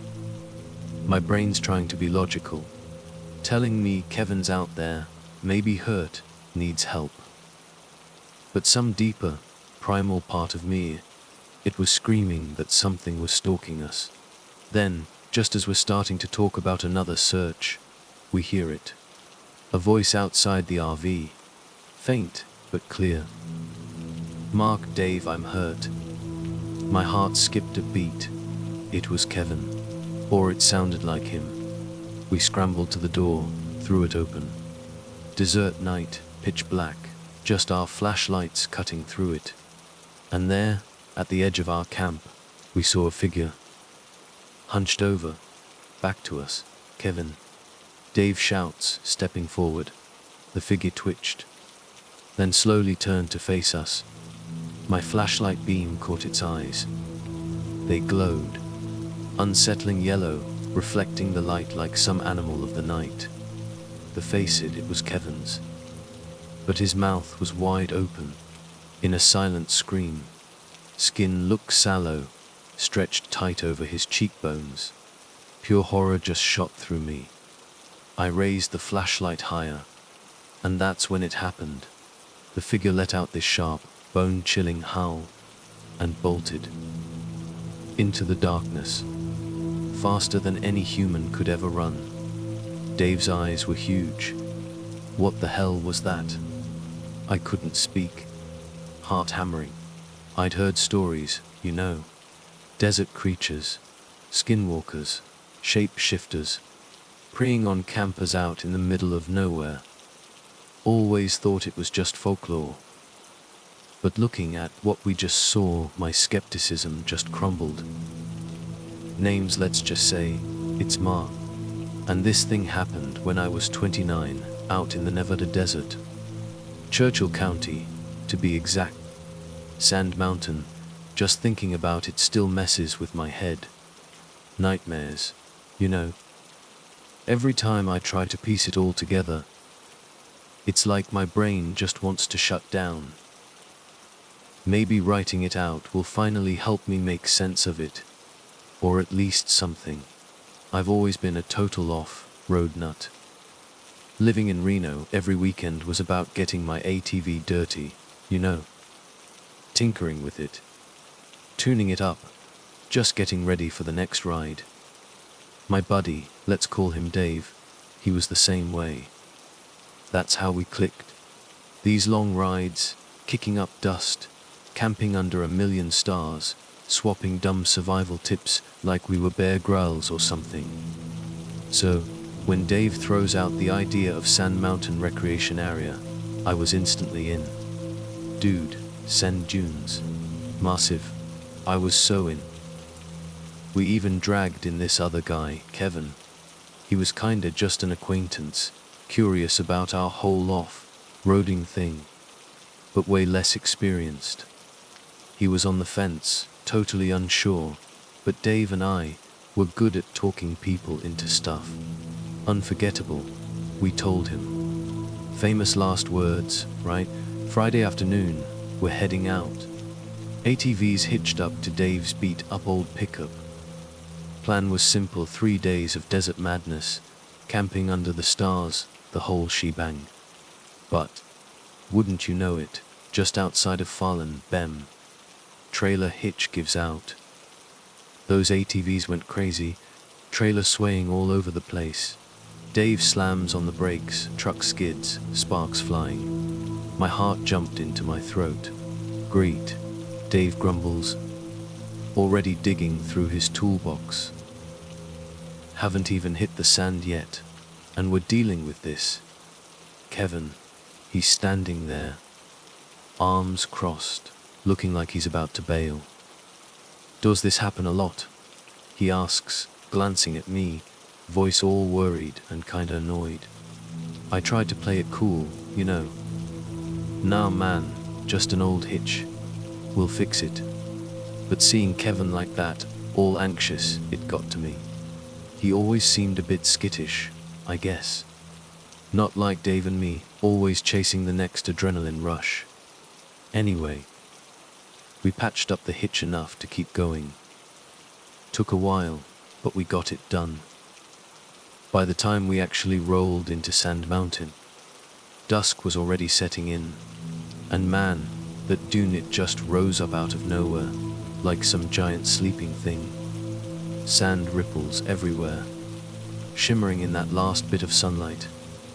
Wind was insane, whipping sand right into your face as we unloaded the ATVs.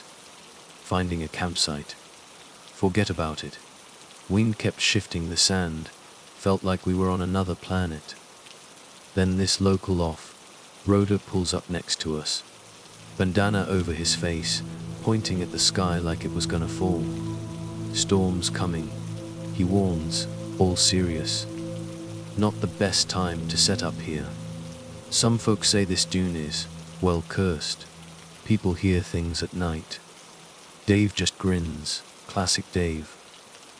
We've handled storms before. Kevin, though, he's chewing on his lip, looking even more freaked out. He didn't say anything, but you could tell the guy was already on edge, and this dude's spooky warning just made it 10 times worse. Finally, we get the tent staked down, RV kinda stable. Full dark by now. Hot wind still blowing, carrying dust. And this weird smell, something I couldn't place. Like burning cactus, maybe. As we're hammering in the last stake, this sound cuts through the wind, like a distant moon. Kevin's eyes go wide. You hear that? I forced a laugh. Just the wind, man. It howls around dunes, like a whistle. We built a small fire, kept it low, cooked up some chili for dinner. But the conversation kept circling back to that moan. Kevin was convinced it was something else. Dave just waved him off, leaning back in his chair, beer in hand. Relax, dude, he says. We came here to get away from stress, not add to it. Around midnight, I was ready to crash. Then I hear it, footsteps outside the RV. Not just random shuffling either. They circled the RV, paused, then started again. I grabbed a flashlight, stepped outside. Wind had died down. Desert was dead silent. Nothing. Walked around the RV, shining the light on the sand. No footprints. No sign anyone had been there. Mark. Kevin whispers, stepping out of the RV. Flashlight beam shaking. Did you see anything? I shook my head. Maybe my mind's playing tricks. He frowned. I'm not so sure.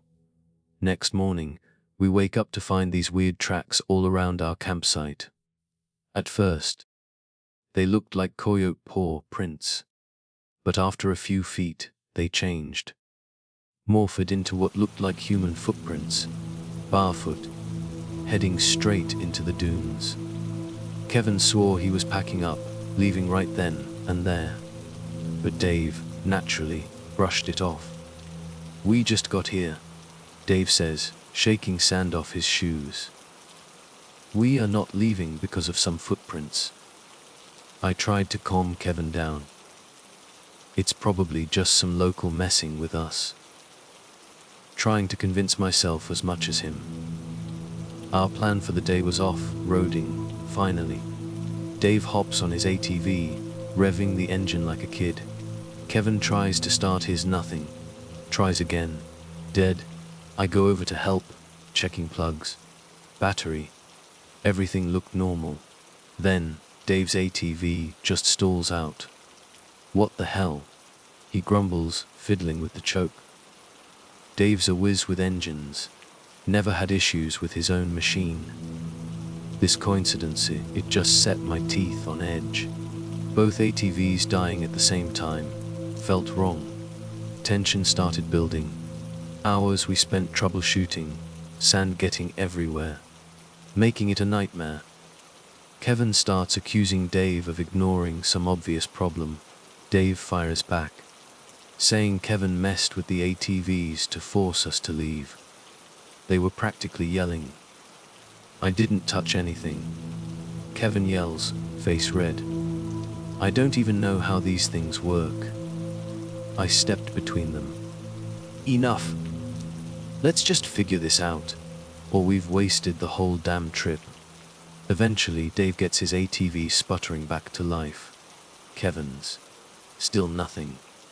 Frustrated, Kevin decides to stay back, recheck the RV, while Dave and I take a quick spin to test Dave's ATV. Desert sun beating down. We zigzag through the dunes. Adrenaline starts kicking in, washing away some of that morning tension. For a little while, I almost forgot about the weird tracks, the footsteps, the argument. Almost. We get back to camp and Kevin's gone. RV locked up tight. No sign of him anywhere. Yelled his name into the wind, voice just swallowed up by the desert. Dave and I start scanning the sand. Finally, we spot Kevin's footprints, heading towards a small ridge.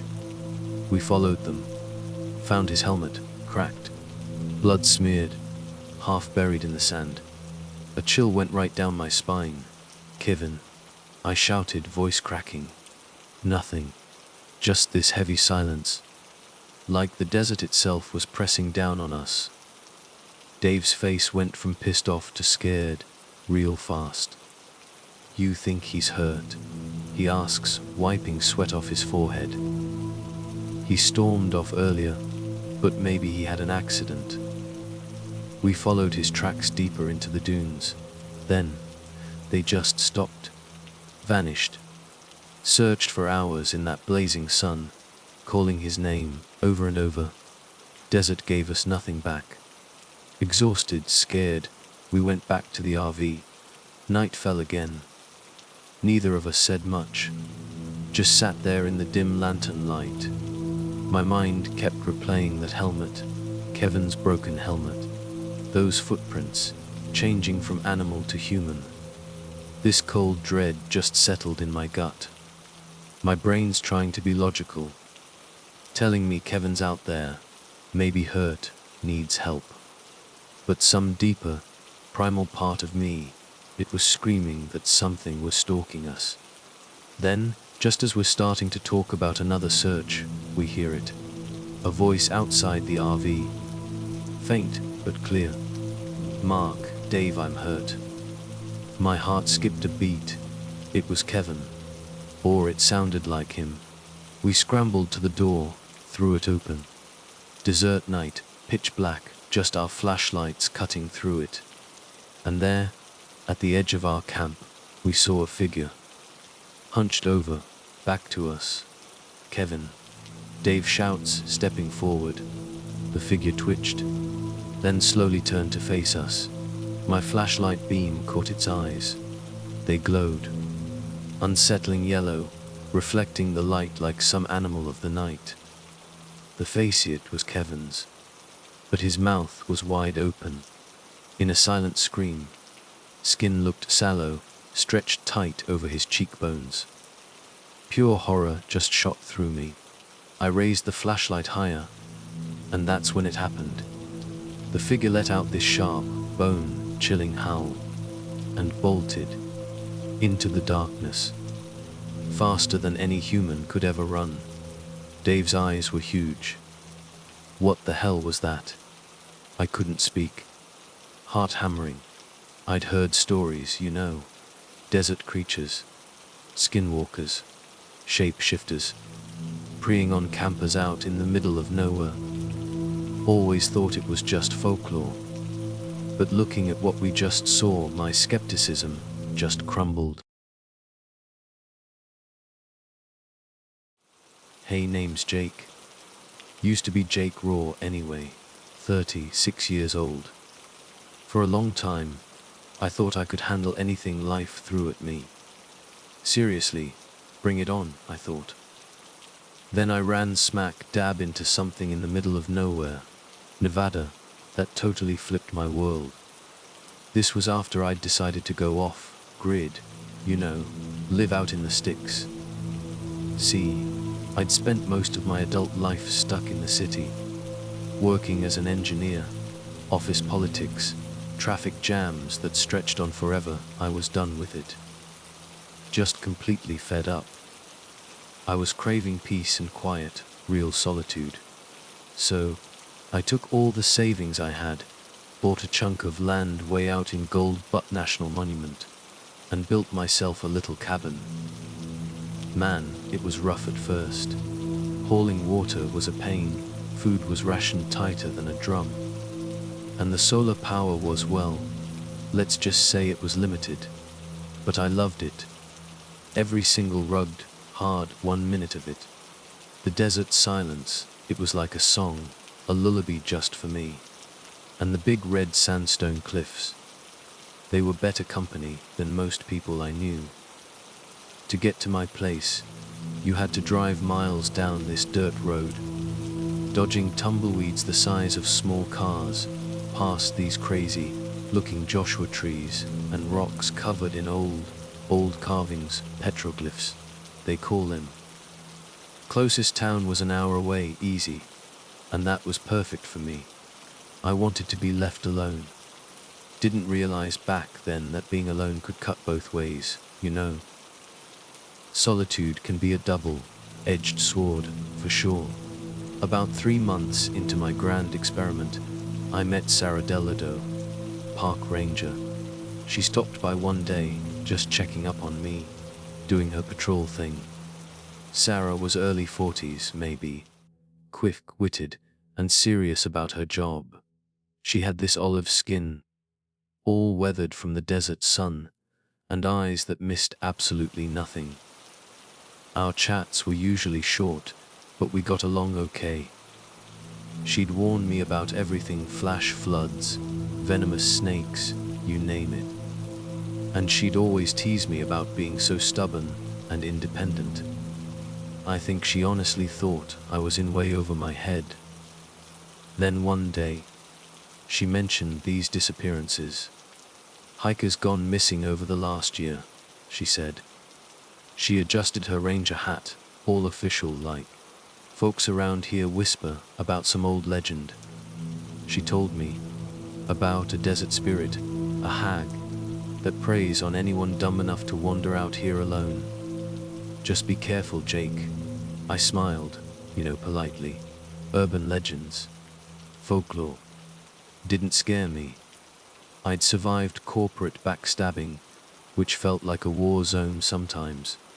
Figured a lonely desert was nothing compared to that. Famous last words, right? Then the smells started. I remember the first time like it was yesterday. Late afternoon, sun dipping behind a ridge. I was heading back to the cabin with a couple of rabbits I'd snared for dinner. Suddenly, this disgusting smell hit me. Rotten. Like meat left out in the sun way too long. Flies were buzzing around this spot behind a prickly pear cactus. Figured some animal had died. I went to check it out, but there was nothing there. Just stench. Thick and suffocating, floating on the breeze. Then, just as quick as it came, it was gone. Vanished. It was unnerving, to say the least. But I just shook it off. That same night, I woke up in total darkness, pitch black, and there was this noise, right outside my window. Raspy breathing. That's the only way I can describe it. Raspy. My heart went into overdrive, hammering in my chest. I fumbled for my flashlight, grabbed my shotgun, and crept over to the window. Yanked the curtain aside. Nothing. Just the stark black shapes of yucca plants, barely visible in the moonlight. Then I saw it, on the windowsill. This small bundle of bones. Bird bones, maybe. Lashed together with something that looked like sinew. My blood ran cold. My mind jumped straight to local teenagers, playing some stupid prank. Or maybe a desert scavenger, building some kind of weird nest. Neither explanation really made sense. But it was better than thinking about Sarah's hag story. I grabbed the bone bundle, hurled it into the brush, slammed the window shut, and tried to get back to sleep. Didn't work too well. Next morning, I'd almost convinced myself it was all a bad dream. Almost. A few days later, I drove out to this dusty trading post in the nearest town. Needed to stock up on basics: flour, salt, coffee, extra ammo. That's where I met Dusty Mercer. He was standing by the shelves, studying a map of the local canyons. Broad shoulders, wearing this kind of tattered jacket. Short blonde hair, easy smile, charismatic, you know. He asked if I was from around there. I told him about my cabin out in Gold Butte. Gold Butte, huh? You must know the area pretty well, he said, leaning in, all interested. I'm looking to do some exploring. Maybe we could team up. Now, I've always been wary of strangers. Always kept to myself. But something about Dusty's confident way, it just disarmed me. And if I'm honest, I was craving a little human contact. Living alone is great for the soul, but sometimes you just miss having a conversation. Dusty and I ended up talking over coffee at the trading post. He was full of questions about the region, wildlife, water sources, local legends. Didn't mind sharing what I knew. Before I left, he asked if he could crash at my cabin for a day or two, just until he got his bearings. Despite this little nagging voice in the back of my head, telling me caution, stranger danger, I said yes. Dusty showed up at my place the next morning, toting this warm backpack and a duffel bag. Seemed genuinely impressed by my setup. My solar panels, my makeshift rainwater collector, the basic but functional cabin. At first, his being there was a welcome distraction. We shared a dinner of venison stew, and he told me all these stories about his travels across the Southwest. Claimed he'd survived a rattlesnake bite in Arizona, outrun a flash flood in Utah, and spent a month living with Navajo communities in New Mexico. The guy had stories for days, and I was happy to just listen.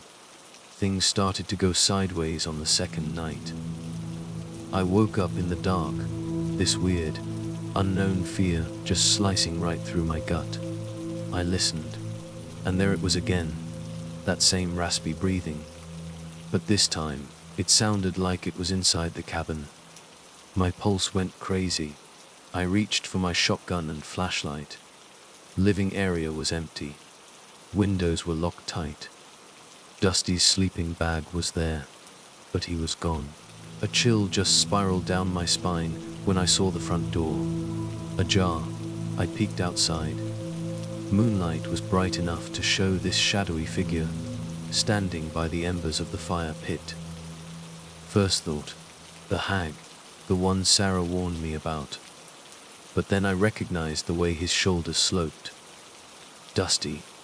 He was facing away from me, breathing raggedly. I called his name. Dusty. He wheeled around, and his facey pure panic, like he didn't even recognize me for a second. Then, just like that, his expression changed, softened into this grin.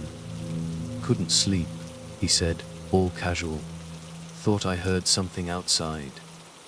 I wanted to push him, ask him what he was really doing, but his smile was so normal, so disarming. I just swallowed my questions, told myself I was being paranoid. Again. Next day, Sarah the ranger swung by again on patrol. She gave Dusty the side eye the second she saw him. Didn't say anything outright, just a polite hello, and all that. But as we stood outside talking, she leaned in and whispered to me, "Hey, you run a background check on this guy." My stomach did a little flip. "What do you mean?" I asked, trying to keep my voice down. She just shrugged, kind of casual, but her eyes were serious. "He's in the system. Got a record." "A record? For what?" She just shrugged again. "Minor stuff, mostly. But still, Jake, just be careful." Later that day, I cornered Dusty about it. "Sarah mentioned you might have a record." He just brushed it off, same easy smile, like it was nothing. "Couple of misunderstandings," he said. "You know how cops can be. told me not to worry about it. Part of me wanted to believe him. Part of me, well, Sarah's warning was sticking in my head. Maybe I should be careful. That night, the rotten smell came back. Full force. Just seeped into the cabin, through every crack and seam. The odor was so strong, it was like I could taste it. Disgusting. Around midnight, I heard this scraping sound, like claws dragging against the wooden walls. Then, this strangled whisper drifted through the night air, calling my name. Jaka. It was faint, but definitely there. Definitely calling me. I clamped my hands over my ears, trying to block out this impossible voice. Expected Dusty to be freaking out too, to help me figure out what was going on. But guess what? He was gone, again. Sleeping bag unzipped, boots missing. Fear just settled over me. Something was seriously wrong with this guy. When dawn finally broke, I went outside, half expecting to see I don't even know what. And there they were. Footprints. In the dust right outside the cabin. Looked human at first glance. But then they changed. Right in front of my eyes, it seemed like. The toes got longer, stretched out. The prints got deeper, more claw-like. My head was spinning. Was Dusty doing this? Was he responsible for the smell, the noises? Or was he a victim too? Could this be the hag Sarah talked about? The desert spirit. I needed answers. And the only way I was going to get them was to confront Dusty. Straight up. I went at him that morning. No more Mr. Nice Guy. I challenged him. Point blank. He gave me this hard stare, and that friendly mask he'd been wearing cracked. For the first time, I saw something cold in his eyes. Calculating. "Aren't you curious, Jake?" he asked, voice low, almost a whisper. "You came out here seeking something, didn't you? An escape, maybe. But there's real power in this desert, Jake. Real power. You can feel it, if you just open your eyes." Then he grinned. And it wasn't a friendly grin. It was creepy. Made my skin crawl. Later that day, he talked me into going on a hike.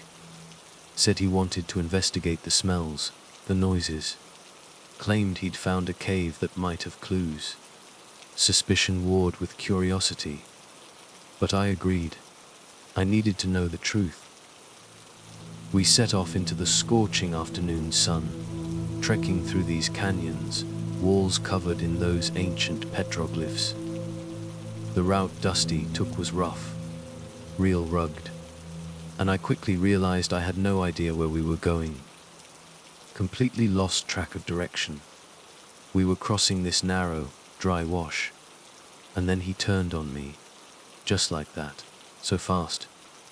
I felt this heavy blow to the back of my head, world spun.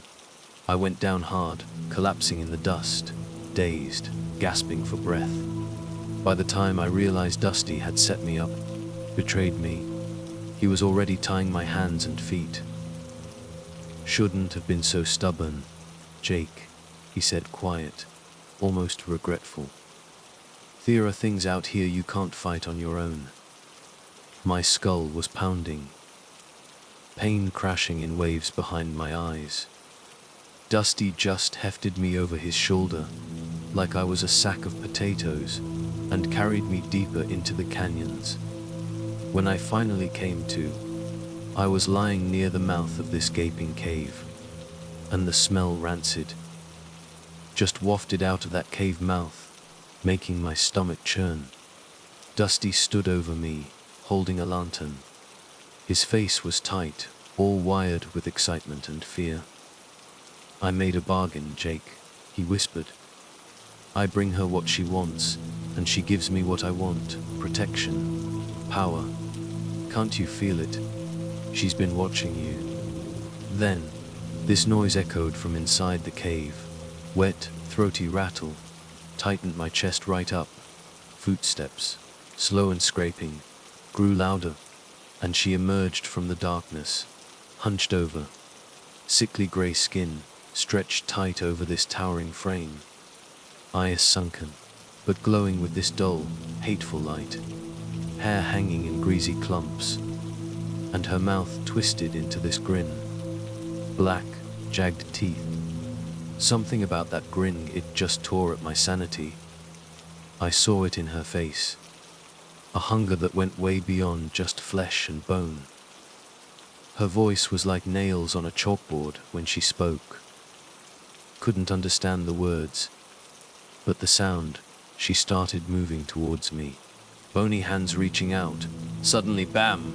Shot rang out, echoed off the canyon walls. The hag hissed, lurched backwards. Sarah. Park Ranger Sarah stood at the edge of the wash, rifle raised. She sprinted towards me, eyes blazing. Dusty spun around, but before he could even react, Sarah fired again. Hit him in the shoulder. He cried out, dropped the lantern. Sarah rushed to my side, cutting the ropes binding me. Even as the hag was recovering, getting back up, that stench burned my nostrils. Creature surged forward, grabbed Sarah's leg. Sarah screamed, fingers slipping on her rifle. The hag yanked her towards the cave mouth, claws digging into Sarah's flesh. I jumped to my feet, heart hammering like crazy, grabbed Dusty's fallen lantern, and in this rush of pure desperation, I smashed it right over the hag's back. Flames sparked, danced across her ragged hair. She shrieked. Let go of Sarah. I helped Sarah stumble away, blood pouring down her calf. Dusty, clutching his wounded shoulder, had crawled behind a rock. Rage twisted his face. You've ruined everything, he spat. But his eyes kept darting nervously between us and the hag. The creature was swatting at the flames, this maddening screech echoing through the canyons. We ran, fled. I half-carried Sarah, doing my best to stop the bleeding with a bandana. Every step felt like forever. Desert sun scorching overhead. No time to rest. The hag's screams still rattled the rocks behind us. Then, at some point, the howling just stopped, and the silence was almost worse. We knew she was still coming. Eventually, we made it back to my cabin. Sarah's face was ashen, barely able to stand. I laid her on a cot, tried to clean the wound with rubbing alcohol. She gritted her teeth against the pain. We both knew the only way out was that hour, long drive down the dirt road. And I wasn't sure we'd even make it that far. We need to end this, Sarah said, voice trembling, but determined. Dusty's lost it. The hag shall keep coming. I realized then, the place I called home, it had become a trap. Nowhere else to go. That night, I dug into every resource I had. Bottles of lantern oil, small stash of gasoline I kept for emergencies, half a dozen flares. If the hag came, I was going to fight. Near midnight, the desert air went still. Crickets fell silent. And then I smelled it again. That horrifying stench of decay. Dusty emerged from the darkness first, panting, eyes wild. And then a second figure moved behind him. The hag, more furious than ever. Skin scorched in places, moving with this twisted limp, but still radiating this terrifying power. Dusty lifted a revolver, aiming right at me. You and Sarah can still walk away, he said, voice shaky now, no conviction left. All I need is... His words cut off as Sarah fired from the cabin window. Missed, but the shot startled him. The hag snarled, lunged. Claws scored deep gouges in my cabin door. I flicked a flare, tossed it at her feet. Bought us a few seconds. She recoiled. In those seconds, Sarah and I lit the gasoline, soaked rags we'd piled around the cabin. Flames roared up. encircling the front of the cabin in this blazing wall of fire. The hag shrieked, trapped outside, but too enraged to back down. Dusty was stuck too, stumbling back from the heat, cursing us. I could see his face in the firelight. He was in way over his head, and he knew it. He shouted something at the hag, but she ignored him, fixated on destroying us. Finally, in this surge of desperation, she leaped through the flames, skin crackling in the heat. Door splintered under her strength. My shotgun boomed. The hag shrieked, flesh tearing, but she kept coming. Sarah fired again, and the hag faltered. With this final guttural hiss, she stumbled back into the flames, thrashing, howling. The stench of burning flesh turned my stomach inside out. But I didn't stop. Grabbed another oil lantern, hurled it. The entire porch went up in a blazing inferno. Dusty screamed behind the flames, trapped with his monstrous ally. His screams were drowned out by the roar of the fire. Couldn't watch anymore. I grabbed Sarah's hand, and we ran. Fled out the back door, flames licking at our heels, eyes burning from the smoke. Sarah coughing in pain, but I dragged her across the desert, desperate for distance. We collapsed on this ridge, a few hundred yards away. Behind us, my cabin, my dream of solitude consumed by flames, glowing against the dark sky. Even through the crackle of the fire, I thought I heard a final shriek. Whether it was the hag or Dusty, I'll never know. We stayed on that ridge until dawn. The once pristine desert air, now fooled by ash. When the sun finally rose, we started the painful, stumbling trek to Sarah's patrol vehicle, parked further down the dirt road. She was weak. I felt half dead myself. We drove in silence back to the nearest clinic, where she got treated for her wounds. I stood by her bedside, not knowing what to say. A few weeks have passed since that night. Sarah's on the mend, though the scars on her leg are permanent reminders of what we faced. My cabin's gone, and with it, my grand vision of living off-grid in peace. I'm renting a small place in town now, trying to figure out how to move forward. Worst part is, knowing that some things can't be killed so easily. Legends and spirits, they don't just vanish because we want them to. Maybe we only wounded the hag. Maybe she's still out there, nursing her fury, waiting. I tell myself that if she is, I'll be ready. But every so often, late at night, I catch a faint smell, like charred flesh and rotting meat, and my heart clenches in terror. I tell myself it's just my imagination. Deep down, I'm not so sure. That's how I learned. The desert doesn't just promise solitude. It demands respect. And if you're not careful, it'll take far more than you ever intended to give. And me, Jake Raw, 36 years old, I learned the hard way what it's like to face something truly unexplainable. In the shadows of Gold Butte, Nevada, I left the city to find freedom, but I found fear instead, and almost lost my life in the process. My name's Mike Johnson, and I'm staring down the barrel of 45 years old. This whole nightmare kicked off last September, during what was supposed to be a chill weekend trip to Mount Charleston, Nevada. I'd been planning this thing for months, picturing it as some kind of family therapy session in the woods. See, things had been strained. My wife Lisa, my 16-year-old son Josh, and me, we were drifting. Too much office time had turned me into a ghost in my own home. I thought, a digital detox. A couple of days away from work emails, buzzing phones, and the city's constant hum. might just glue us back together.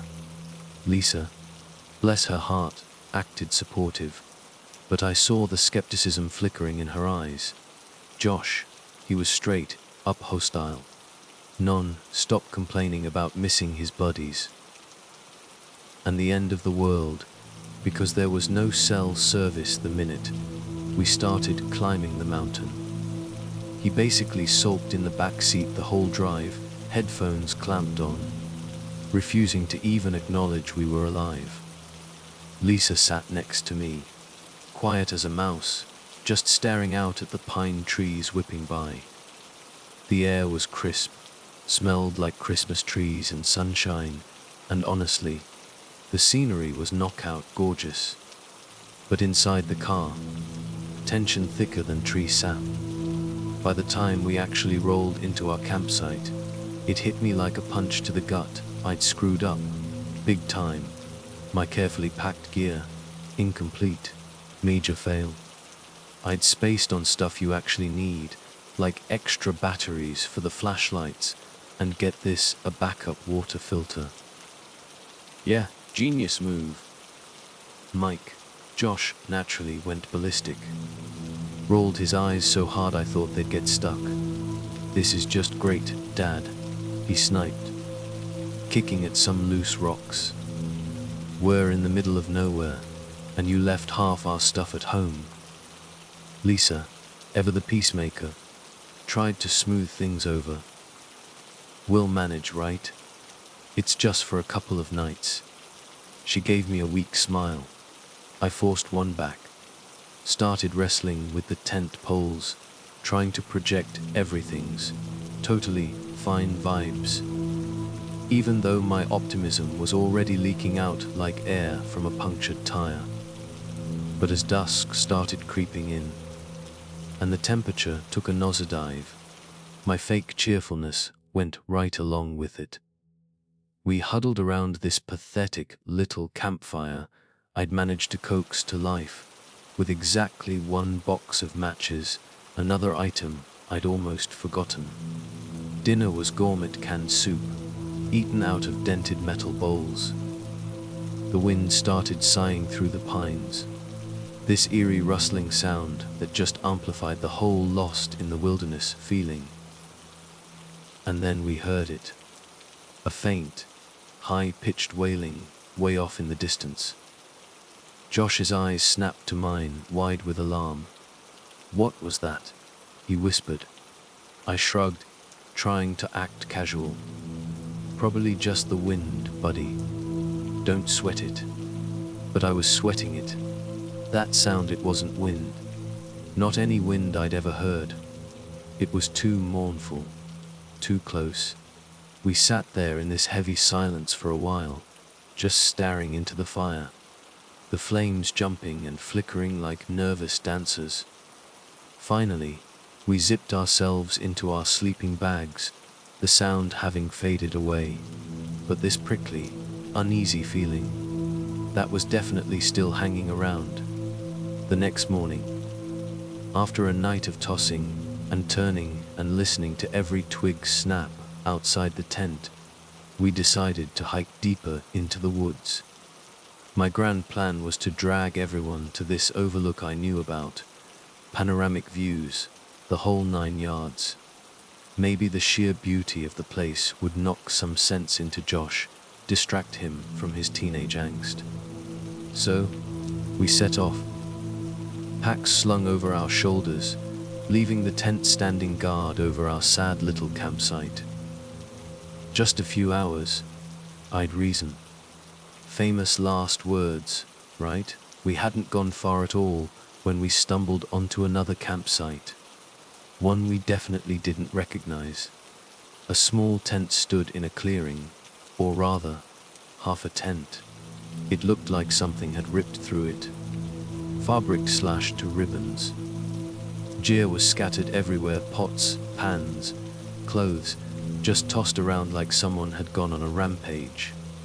The weirdest thing, no footprints. None, except for ours, which we were now trying to carefully backtrack out of. My stomach clenched into a knot. Let's keep moving, I said, trying for a calm voice that I definitely wasn't feeling. Lisa looked as freaked out as I was. Even Josh's sarcastic teenage armor seemed to crack. He actually looked genuinely shaken. We moved on in silence, picking our way through fallen branches and loose rocks, the forest suddenly feeling a whole lot less scenic and a whole lot more menacing. An hour later, we reached this wider stretch of woods, trees spaced further apart, letting more sunlight filter through. And that's where we met him. Joe Wilder. He just appeared, like he'd materialized out of thin air, stepping from behind this massive pine tree, dressed in worn-out cargo pants and a tattered flannel shirt. Looked like he'd seen maybe 50-something birthdays, tough-looking, with this wild, grey hair and a face that was all angles and sun-baked leather, and slung across his back, a rifle. "You folks lost?" he grunted, voice rough as sandpaper. "No," I replied, trying to sound normal. "Just out for a hike. We saw a campsite back down that way. Looked kind of messed up." Joe just grunted again, glancing back in the direction we'd come. "You want to stay away from that place." He paused, then added, "Lots of strange things happen in these woods, especially at night." Josh shot me this wide-eyed, "See?" tooled, "So look." Lisa instinctively edged closer to me. I tried to keep my voice steady, even though my heart was doing a drum solo in my chest. "What kind of strange things, Joe?" Joe's eyes flicked from me to Lisa to Josh, like he was sizing us up. Then he said it, low and gravelly. "The lady in white." Another pause. "People go missing. That's all you need to know." He started to move on, like that was the end of the conversation. But then he stopped, turned back, and gave us this hard look. "I'd advise you pack up and head home. Some curses they ain't meant to be broken." And with that, he just vanished back into the pines, leaving us standing there with the echo of his crazy warning hanging in the air. Josh didn't waste a second. "Dad," he said, voice tight, "I want to go back. This is too weird." I tried to play it down, tried to be the rational dad. "He's probably just trying to scare us, Josh. Let's not overact." Lisa, though she was pale as milk, nodding in this shaky, uneasy agreement. We hiked a little further, but the mood was completely shot. The crisp air now felt clammy on my skin, and every rustle in the underbrush made us jump. Eventually, I had to admit defeat. "Okay," I said. "Yeah. Let's head back to camp." By the time we got back, the sun was already starting to dip behind the trees, casting these long, creepy shadows. I set about trying to reignite the fire, the one pathetic box of matches feeling suddenly precious. Lisa and Josh, to their credit, actually worked together for once, trying to organize what little food we had left. Once we'd eaten, the mood lifted a fraction. We tried telling stories, childhood memories, funny anecdotes, the kind of stuff families do around campfires in movies.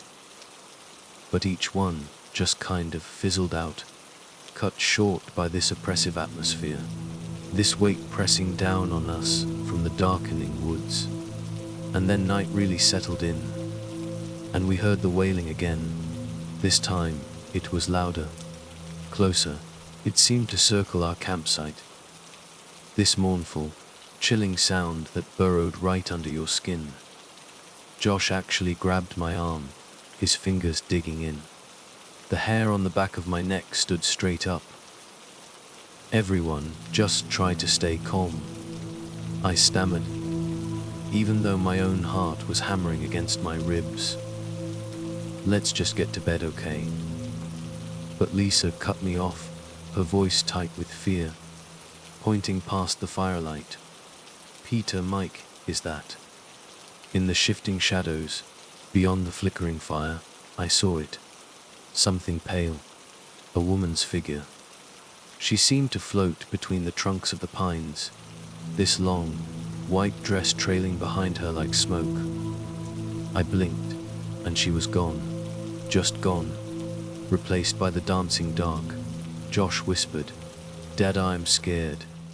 I tried to speak, but my throat had clamped shut. Finally, I managed to croak out, "Jit, get in the tent. Now." We scrambled inside. 3 bodies crammed into sleeping bags, zipped up tight against the cold, and the whatever that was.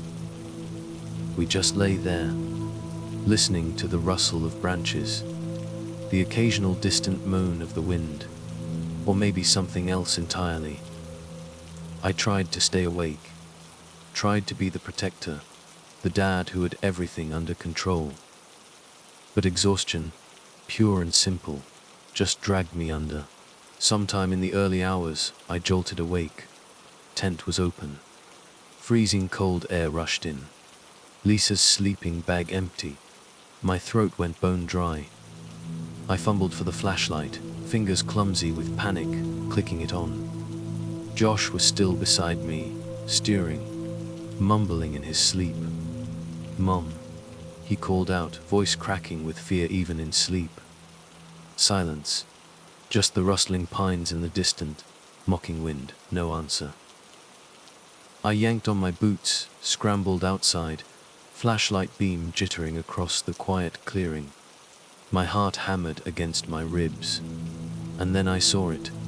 A piece of cloth, torn from Lisa's shirt, snagged on a low branch, fluttering in the wind like a white flag of surrender. I yelled her name, voice cracking, running in circles, shining the light into the towering pines, until I was gasping for breath, lungs burning. Josh had followed me out, and he just crumpled to his knees, sobbing. Panic took over. I made a snap decision, the kind you make when your brain short circuits. I had to go after her, couldn't just sit there waiting. Josh, bless his stubborn heart, refused to stay behind. So, there we were, father and son, heading deeper into the nightmare woods, following the single, flimsy clue of Lisa's torn shirt. We must have wandered for an hour, maybe more. Flashlights casting these weak, pathetic beams, barely guiding us over roots and rocks. Finally, we stumbled into a small clearing. And that's when my heart just stopped. Joe Wilder stood there, his makeshift camp behind him, the embers of his fire dying to ash.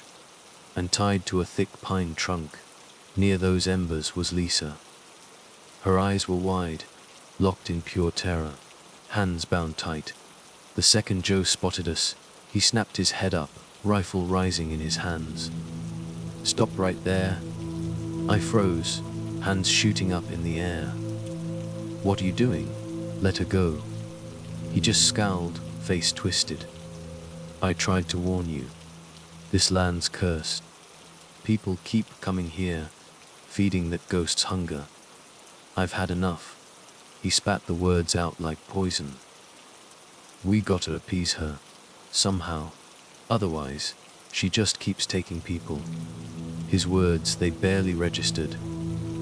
All I could see was Lisa, tied to that tree, terrified. Josh shouted, "Let my mom go, you crazy freak," and lunged forward. But I grabbed his jacket, hauled him back before he did something suicidal. Joe aimed the rifle right at us. "You don't understand. She can't rest. She was betrayed, left to freeze. Now she needs a sacrifice to move on." His voice was trembling, like he actually half believed his own insane story. He inched closer, eyes wild. You think sacrificing my family is the answer?" I yelled back, fury finally breaking through the fear. Joe just barked out this humorless, broken laugh.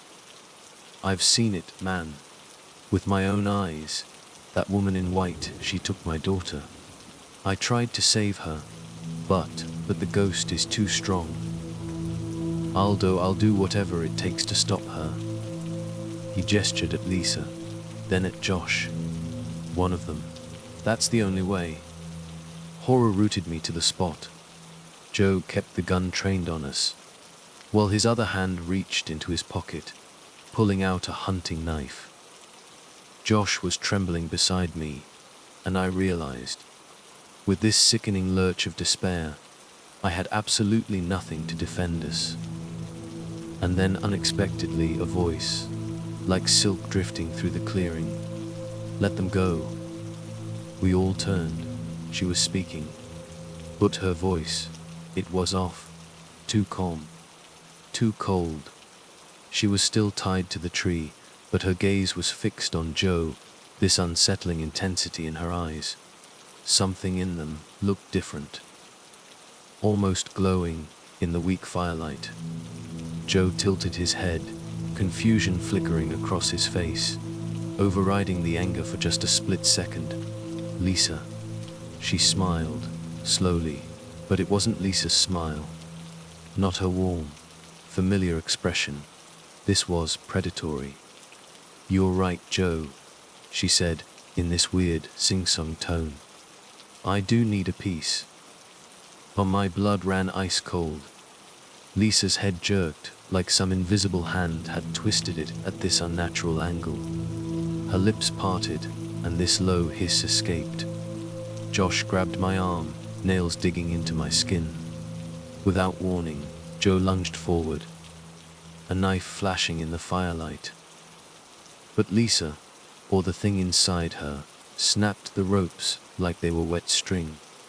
She grabbed Joe's wrist, twisted. I heard this sickening crack, and Joe screamed, dropping the rifle. I rushed forward, adrenaline surging. But the horror unfolding in front of me just froze my limbs. In one swift, impossible motion, Lisa, her eyes fixed, glassy, slashed Joe's throat with his own knife. He fell, gurgling, blood soaking into the forest floor. Then, slowly, Lisa turned her head towards us, that eerie, half-smile still plastered on her face. Josh let out this choked sob. Mum. The thing wearing my wife's face just sneered. Not anymore. Something snapped in me. I recovered just enough to grab the flare gun hanging from Joe's belt. It was the only weapon within reach. My mind raced, a frantic jumble of fear and disbelief. How could I save her? Could she even be saved? The ghost, the lady in white possession. All the warnings, the missing people, it clicked into place. In the most horrifying way possible. She was using Lisa as a vessel. Josh clutched my arm, his face a mask of terror. Dad, do something. Without a second thought, I raised the flare gun. Hand shaking so bad I could barely hold it steady. I didn't want to hurt Lisa. But I could see no other way. The ghost-possessed figure snarled, lunged at us, faster than any human could move. I fired. A streak of blinding red light tore through the darkness. The flare hit her chest, and flames erupted, blossoming outwards. Her unearthly screech tore through the forest, a sound that clawed at your soul. She staggered back, writhing as the fire spread. For a split second, through the flames, I glimpsed Lisa's face, contorted in agony, her eyes meeting mine, pleading. Then she collapsed to her knees, smoke curling off her burning clothes. Josh screamed, "Mum," and tried to run to her side. But I held him tight, held him back. She shuddered once. And then this black shape rose from her body, like swirling fog, vanishing into the night. Lisa slumped forward, motionless. I rushed to her, ignoring the scorching heat of the dying embers. Josh fell to his knees beside me, lifted her head, cradled it in his lap. But her eyes were closed, no breath, no heartbeat. I couldn't accept it. I started CPR, pressing on her chest, tears streaming down my cheeks. She remained limp, unresponsive. I don't know how long I knelt there, Josh sobbing in my arms, Lisa's body growing cold and stiff. When dawn finally broke, her skin looked like wax. We barely had the strength to move, but we knew we couldn't stay. We stumbled back through the woods, leaving Joe's body behind, leaving everything. We must have wandered for days. Time just dissolved, turned into this endless nightmare of exhaustion, grief, and fear. At some point, I just collapsed, vaguely aware of Josh shouting for help. When I woke up, it was in a hospital bed. Park rangers. They'd found us near a trailhead. They told me a search party was out combing the area for survivors and bodies. Josh sat by my bed, face pale and hollowed out, refusing to speak. No one believed our story about ghosts, possession, the official report. Lisa had been lost on the mountain, presumed dead. No mention of curses or wailing apparitions. Weeks later, I'm trying to pick up the shattered fragments of my life. Josh and I, we barely speak. The guilt is a physical weight, crushing me like a tombstone. I'd insisted on the trip. I'd forgotten the gear. I'd dismissed the warnings. And in the final moments, I'd held the flare gun. I don't know if I saved Josh or damned us both. Sometimes, in the dead of night, I wake up drenched in sweat. Sure, I can hear it, that awful, mournful cry, echoing in the distance. I see Lisa's face, contorted in silent terror. I feel her hands slipping from mine as the flames took her. And I wonder if the lady in white is still out there, wandering the pines of Mount Charleston, waiting for the next unfortunate souls who fail to heed the warnings. I'm telling you this story now, not for sympathy, not for understanding, but as a warning. There are curses older than time in those mountains, hungers that can't be sated by mere reason. So, if you ever find yourself on Mount Charleston after dark, and you hear a woman's distant wail, do what I failed to do. Turn around, don't look back, and for God's sake run. So, yeah, weeks later, back in the real world, or what was supposed to be the real world, felt more like some kind of twisted shadow of it. Josh and I were shells, walking around, going through the motions, but empty inside. We lived in the same house, ate at the same table, but we were miles apart. Couldn't talk about it. Couldn't not talk about it. It was just this huge, gaping hole between us, filled with unspoken grief and fear. The guilt, man, that was the killer.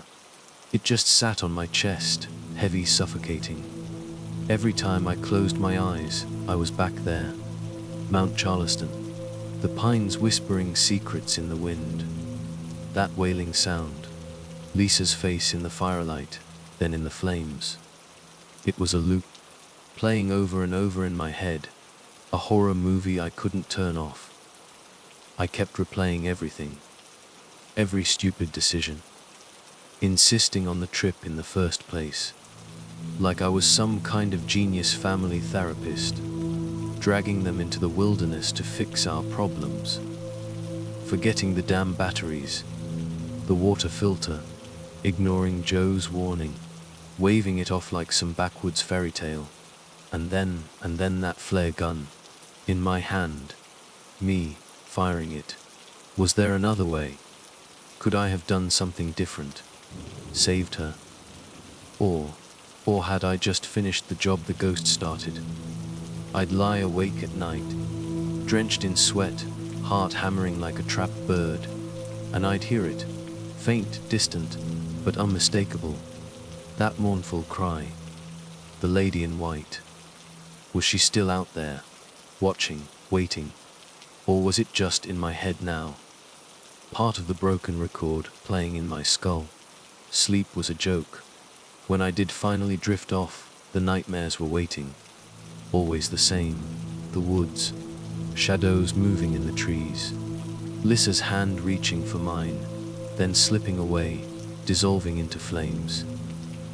I'd wake up gasping, tangled in the sheets. The taste of smoke in my mouth. Josh, he was worse off than me, in a way. He just shut down completely. Didn't cry, didn't yell.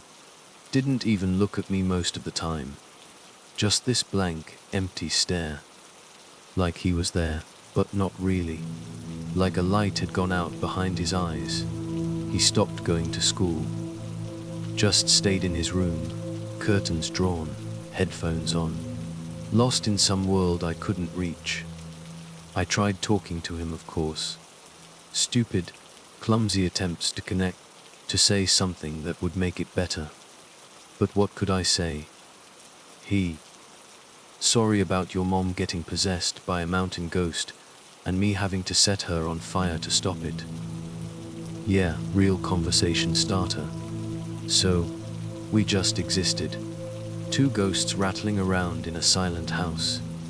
The days blurred together, weeks melting into months. Fall turned into winter. Christmas came and went, a hollow, meaningless ritual. Everything felt muted, grey. Like the color had been sucked out of the world. People tried, you know. Lisa's friends, my work colleagues, even some distant relatives I barely knew. They'd call, send cards, bring over casseroles that just sat in the fridge, untouched.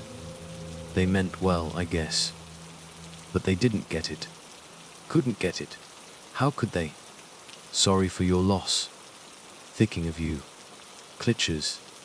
Empty words that bounced off the wall of grief we'd built around ourselves. And the cops. The park rangers. Forget about it. Lost on the mountain. Tragic accident. That was the official story. They patted me on the back, gave me this sympathetic look. Closed the case. Joe Wilder. They found his body, of course. Right where we'd left him. Possible animal attack, they said. Or exposure. No mention of knife wounds, or ghosts, or sacrifices. Just wilderness tragedy. Clean, simple, explainable. That's what they wanted to believe. That's what everyone wanted to believe. Easier than facing the truth, I guess. But I knew the truth. Josh knew it too, even if he wouldn't talk about it. We were the only ones who knew what really happened up there on Mount Charleston. And that knowledge, it was a poison, eating us from the inside out. One night, I couldn't sleep again. It was always worse at night. The silence, the darkness, it let the memories creep in, amplified the whispers in my head. I got out of bed, wandered downstairs, just restless.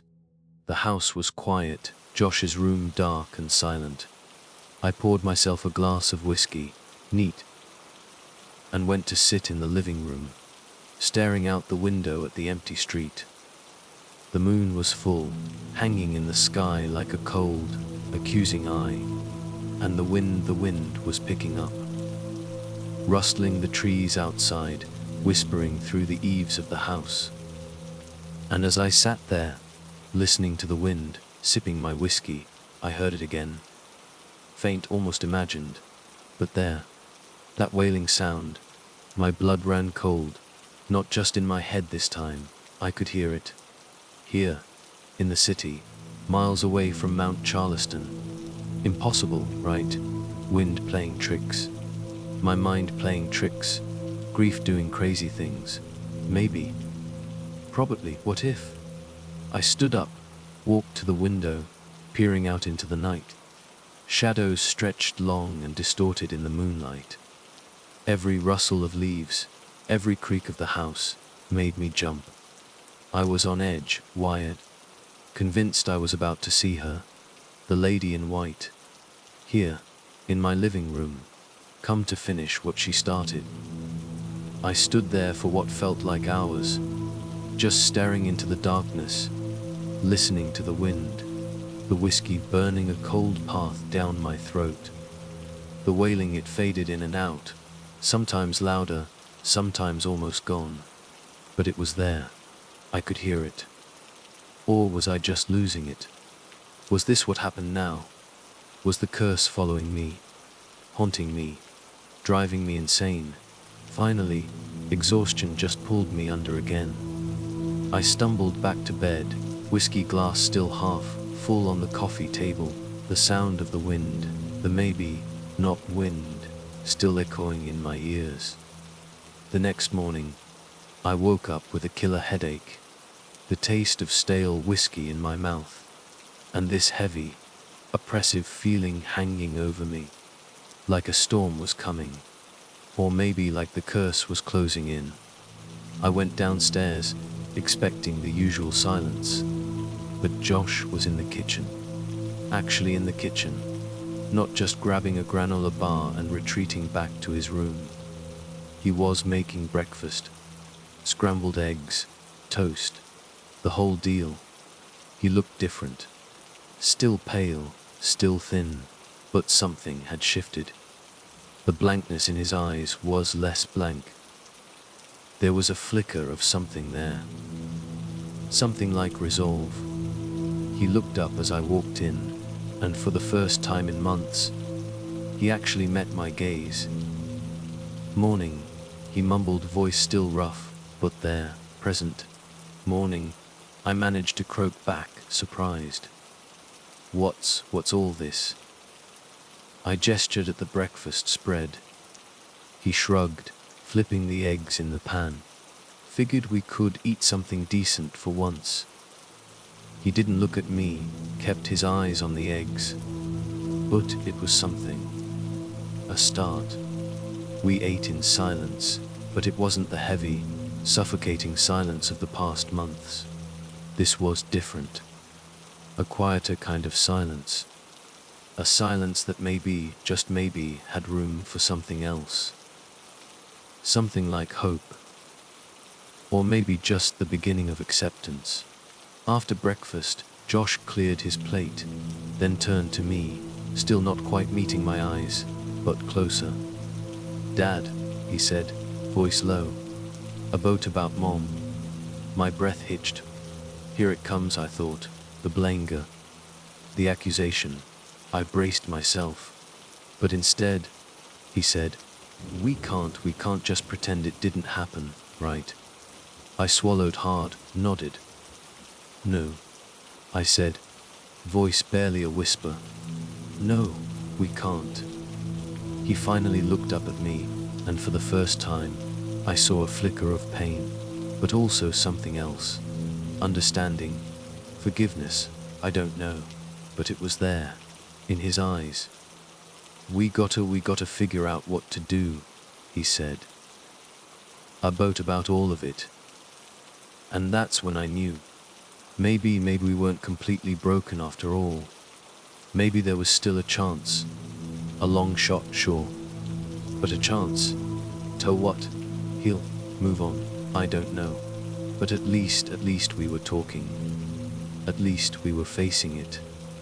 Together, yeah, I said, voice stronger this time. "Yeah, we do. And that's where we are now. Still messed up, still grieving. Still haunted by the ghosts of Mount Charleston. But maybe, just maybe, we're starting to find our way back. To each other. To something that might resemble life again. I don't know what the future holds, but we're here, still here. And maybe, just maybe, that's enough to start with. But still sometimes, in the quiet of the night, when the wind blows just right, I swear I can hear it. That distant wail. And I remember Joe's warning. Some curses, they ain't meant to be broken. And I wonder if he was right. if we'll ever truly escape the shadow of the lady in white, or if she'll always be out there, in the darkness, waiting, listening for the next lost souls to wander into her woods. And I know, deep down, that even if we leave Mount Charleston behind, a part of us will always be trapped there, lost in the pines, forever haunted. And that's my story. Not a happy one, I know, but it's the truth, or at least my truth. Take it for what it's worth. And if you ever find yourself near Mount Charleston, just remember my warning. Turn around, don't look back, and run. Run like hell. Because some things you just can't outrun. My name's Mark Olson, and I'm pushing 30, right?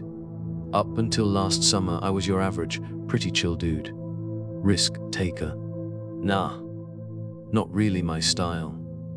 But my buddy, Liam Walker, total opposite. He's a year older than me. We've been tight since forever. Like back to high school days.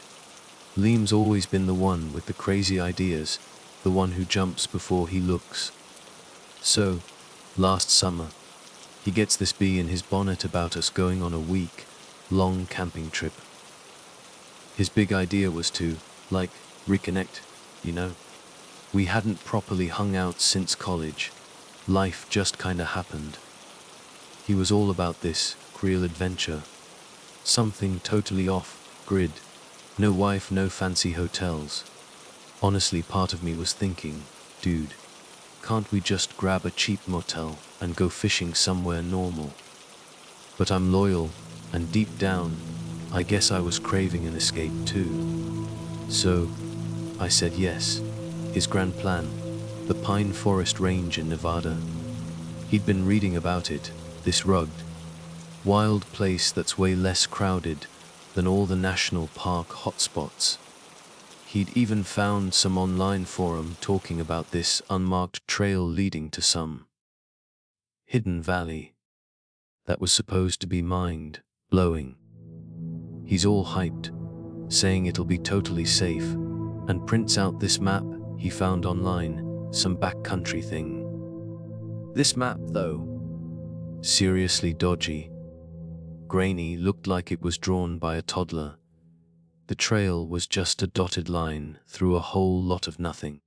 I was seriously eyeing it, but Liam just laughs it off, saying being off the grid is the whole point. Classic Liam. Packing was fun. Not. Liam had gone full on gearhead. We're talking top of the line, flashy hiking gadgets, ultra light tent that probably cost more than my car, some super tech water filter, even a GPS watch that he swore could track our steps down to the millimeter. He was all about the show, you know? My dear, let's just say it's seen better days. My sleeping bag's probably older than he is.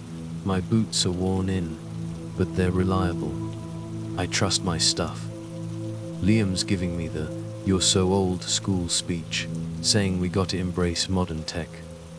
Then, halfway through the drive, Mr. Modern Tech realizes he's forgotten extra batteries for his GPS watch. I couldn't resist pointing that out. Karma, right? The drive up to the Pine Forest Range was gorgeous, all quiet and peaceful, but kinda eerie too. We passed through these tiny towns, Gerlach and Empire, stopped in Gerlach for gas and some last-minute snacks. People at the gas station gave us these weird looks when we said we were heading into the back country. One old guy in a plaid shirt even warned us that the area had a rep for people disappearing. Liam just chuckled, of course, but I felt this little knot of worry tighten in my stomach. Maybe it was just nerves, but I couldn't shake this feeling that we were heading into something we weren't ready for. We found this beat-up dirt road that was supposed to lead to the trailhead. No proper sign, just a faded wooden post. Liam parks the car on the side of the road, and we start hiking. Mid-afternoon sun beating down. First day felt okay, but way tougher than we'd expected. The trail was a joke, either non-existent or completely overgrown. Thorns snagging at our legs, scrambling over rocks, slowing us down big time. We finally set up camp by this little creek, Liam wrestling with his fancy tent. I was already wiped out after just a few hours. That night, lying in our sleeping bags, the sky just opened up. Storm rolled in, wind howling, whipping around us. I noticed the tent stakes were barely holding in the sandy ground. We spent hours, seriously, hours, holding onto those tent poles, just trying to stop the whole thing from blowing away. By the time the storm finally passed, I realized we'd basically camped right on the edge of this little ravine. Not exactly a genius move. Liam, naturally, admitted he should have checked the ground better, but just gives me this goofy grin and says, "That's part of the adventure, man." Too tired to even argue. Day 2, the map takes us deeper into the range. Everything just gets wilder, harsher. The path, gone. Just thick pine woods, patches of scratchy desert brush, slipping and sliding on loose gravel.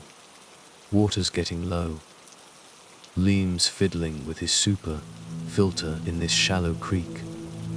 I'm starting to worry about finding water if these creeks dry up, but Liam just shrugs it off again. Around mid-afternoon, we spot something in the distance. Looks like a building, maybe a cabin.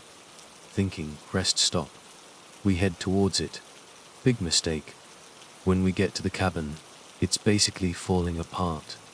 Roof caved in, walls all busted up. Stepping inside felt like walking into a grave. Smelled like damp rot and something else. Something nasty. Then I saw them. Bones, scattered in a corner. My stomach flipped. At first, I'm trying to tell myself they're animal bones, but as we get closer, it's obvious. Human. Some old and bleached, others way too fresh. Bits of stuff still clinging to them. I felt this wave of nausea wash over me. Liam's trying to play it cool. Psycho leftover trophies, maybe, he says. Like that's supposed to make me feel better. I'm arguing we gotta get out of here. Go back to the car. Call the cops. Liam's saying we'd just be wasting hiking time. We'll be fine if we just keep moving. He talks me into pushing on. But that cabin, those bones, they're stuck in my head, like some seriously bad omen. That night, we camp in a clearing, good mile away from that cabin. Built a small fire, trying to lighten the mood, but it felt forced. Liam kept looking over his shoulder, and I couldn't shake the image of those bones. Sometime after midnight, I wake up to this faint sound. Laughter, carried on the wind. I unzip the tent, peering out into the darkness. Just the dying embers of our campfire. Then, for a split second, I see it. Flicker of light, far off in the distance. Campfire, maybe. I tell Lime about it in the morning. He's suddenly all interested. "Let's check it out," he says. "You stay here, I'll be back soon." Normally, I'd have said no way, you're not going alone. But there was something in his voice, maybe fear, maybe excitement, I don't know. But I let him go. He comes back about an hour later, face white as a sheet, avoiding eye contact. I ask him what he found. He just shakes his head.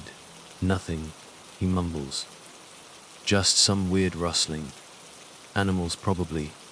But I knew he was lying.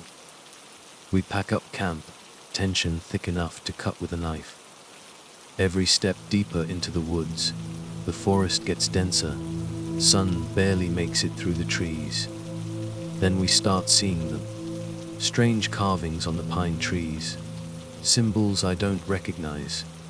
Some looked like stick figures, all messed up, others like spirals or crosses. Liam's pretending not to notice, but I can tell they're freaking him out too. Twice, we hear twigs snapping behind us, like something's following. We stop, listen.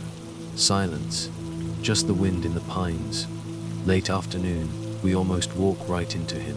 Man on the trail, tall, skinny, weather-beaten face, raggedy outdoor clothes, beat-up backpack. Introduces himself as Tom. Local guide, he says. Something about his smile just sets my teeth on edge. But Liam, of course, is instantly buddy-buddy. Hey Tom, you know the way out of here? Liam asks, trying to sound casual, but I can hear the desperation in his voice. Tom grins. Sure do. This area can be tricky. You mind if I walk with you for a while? We're in no position to say no. Tom claims he knows a shortcut. Main trail, service road, the whole deal.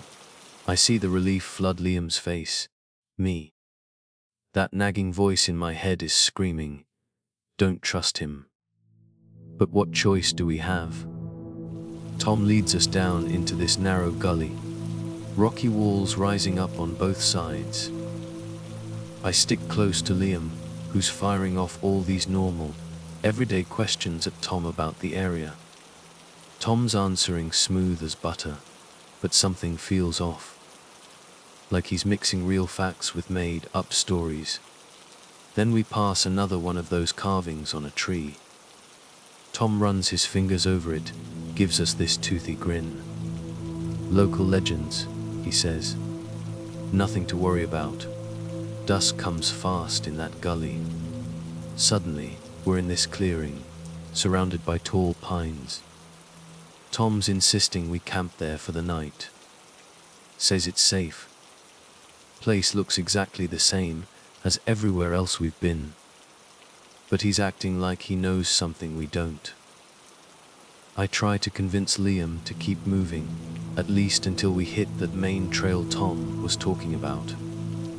But Liam's telling me to chill out, relax. Night falls. I'm about to start setting up the tent when I feel it. Cold, metallic, pressed against the back of my head. I freeze. Glance over my shoulder. Two guys, faces half hidden by bandanas, holding knives and a gun. I hear Liam shout, surprised. Then a sickening thud as one of them punches him in the face.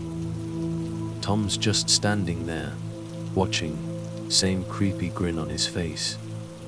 Before I can even think, knife at my throat. They tie Liam's hands, shove him to the ground. They try to do the same to me, but something just snaps. I lash out, elbow one guy in the ribs. He stumbles back, and in that split second of chaos, I bolt into the thick pines. Curses, footsteps behind me. But adrenaline's a hell of a drug. I'm running faster than I ever thought possible. No idea where I'm going, just gotta get away. Eventually, the sounds of them chasing fade. I collapse behind a fallen tree, shaking, heart hammering, no plan, just survival. My best friend's back there, tied up by some seriously bad people. And Tom, he played us from the start. I want to running, save myself. But I can't leave Liam. Okay, so, night in the pine forest range. Seriously silent. Eerily silent. I'm crouched behind this fallen tree, listening, trying to hear anything, voices, movement. Anything at all. Nothing. Just the wind whispering through the pines. Feels like hours pass. Finally, I gotta move. Gotta go back for Liam. I start working my way back, creeping low to the ground, trying not to snap any branches, every nerve screaming. I find the clearing again. No people. Our gears scattered all over the place. Fire pits half destroyed. Then, in the distance, I see it. Faint glow. Could be another fire. Hope flares up in my chest. I follow that light, pulse pounding in my ears. Eventually, I come to this rocky outcrop. Look over the edge. Small valley below. And there it is, hidden among the trees. A cave entrance. Flickering torchlight spilling out. And then I hear it. Chanting, low, guttural chanting. Silhouettes moving against the cave walls. And I recognize one of them. Lime. Tied to a wooden post, arms stretched out. My stomach twists into knots.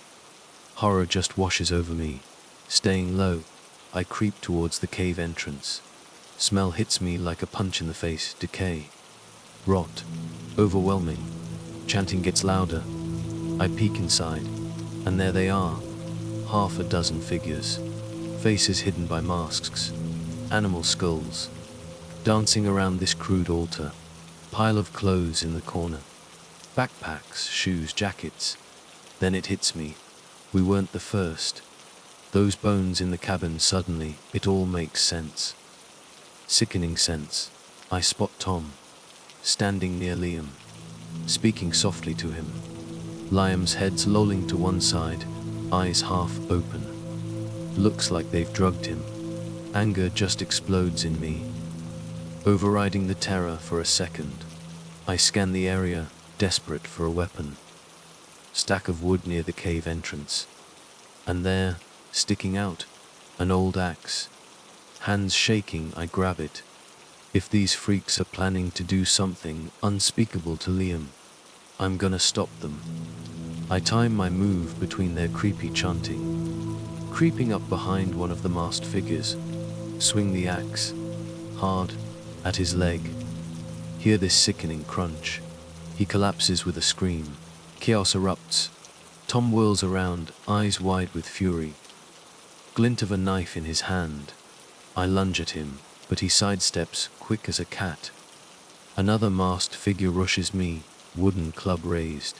It slams into my shoulder. I go down, crashing into the cave wall. Heads ringing, stars flashing in my eyes. Pain. Blinding pain. Blinking. Trying to clear my vision. I scramble back to my feet, still clutching the axe. Hear Liam moan, weakly, from the post. Where's help? Delirious. But enough of a distraction. Tom loses focus for half a second. With my free hand, I drive my fist into his throat. He staggers backing, gasping. I grab the axe with my good hand. Blind, desperate move. Bring it down on Tom's back. He collapses with this gurgling sound. Blood spreading across the dirt. Panting, I stumble over to Liam. Barely conscious. Fumbling with the ropes, hands shaking until they loosen. He sags into my arms. Then I see it. Something's horribly wrong. His eyes are cloudy, pupils huge, unnatural. Mumbling incoherently. From the corner of my eye, I see the other masked figures circling us. Closing in, I try to drag Liam out of the cave, but he just turns on me. Grabs my arm. Bites down, teeth sinking in, drawing blood. I scream. He lets go. Stares at me, blank expression. Like he doesn't even know me. That's when it hits me. They've done something to him. Drugs. Worse. Lam. I shout, shaking him. For a moment, he seems to come back. Blinks. Tears welling up in his eyes. Then, he just collapses. Unconscious. Masked figures closing in. Panting, I realize I've lost the axe somewhere in the fight. Torches lining the cave walls. Desperate move. Grab one. Wave the burning torch at them. Keeps them back for a second. My gaze darts to the pile of belongings. Few plastic containers. Flammable liquid, maybe kerosene. Sitting by the altar. Masked figures lunge. I kick over the containers. Torch to the spreading puddle. Flames erupt. Whoosh. Sends the masked figures reeling back. Chaos.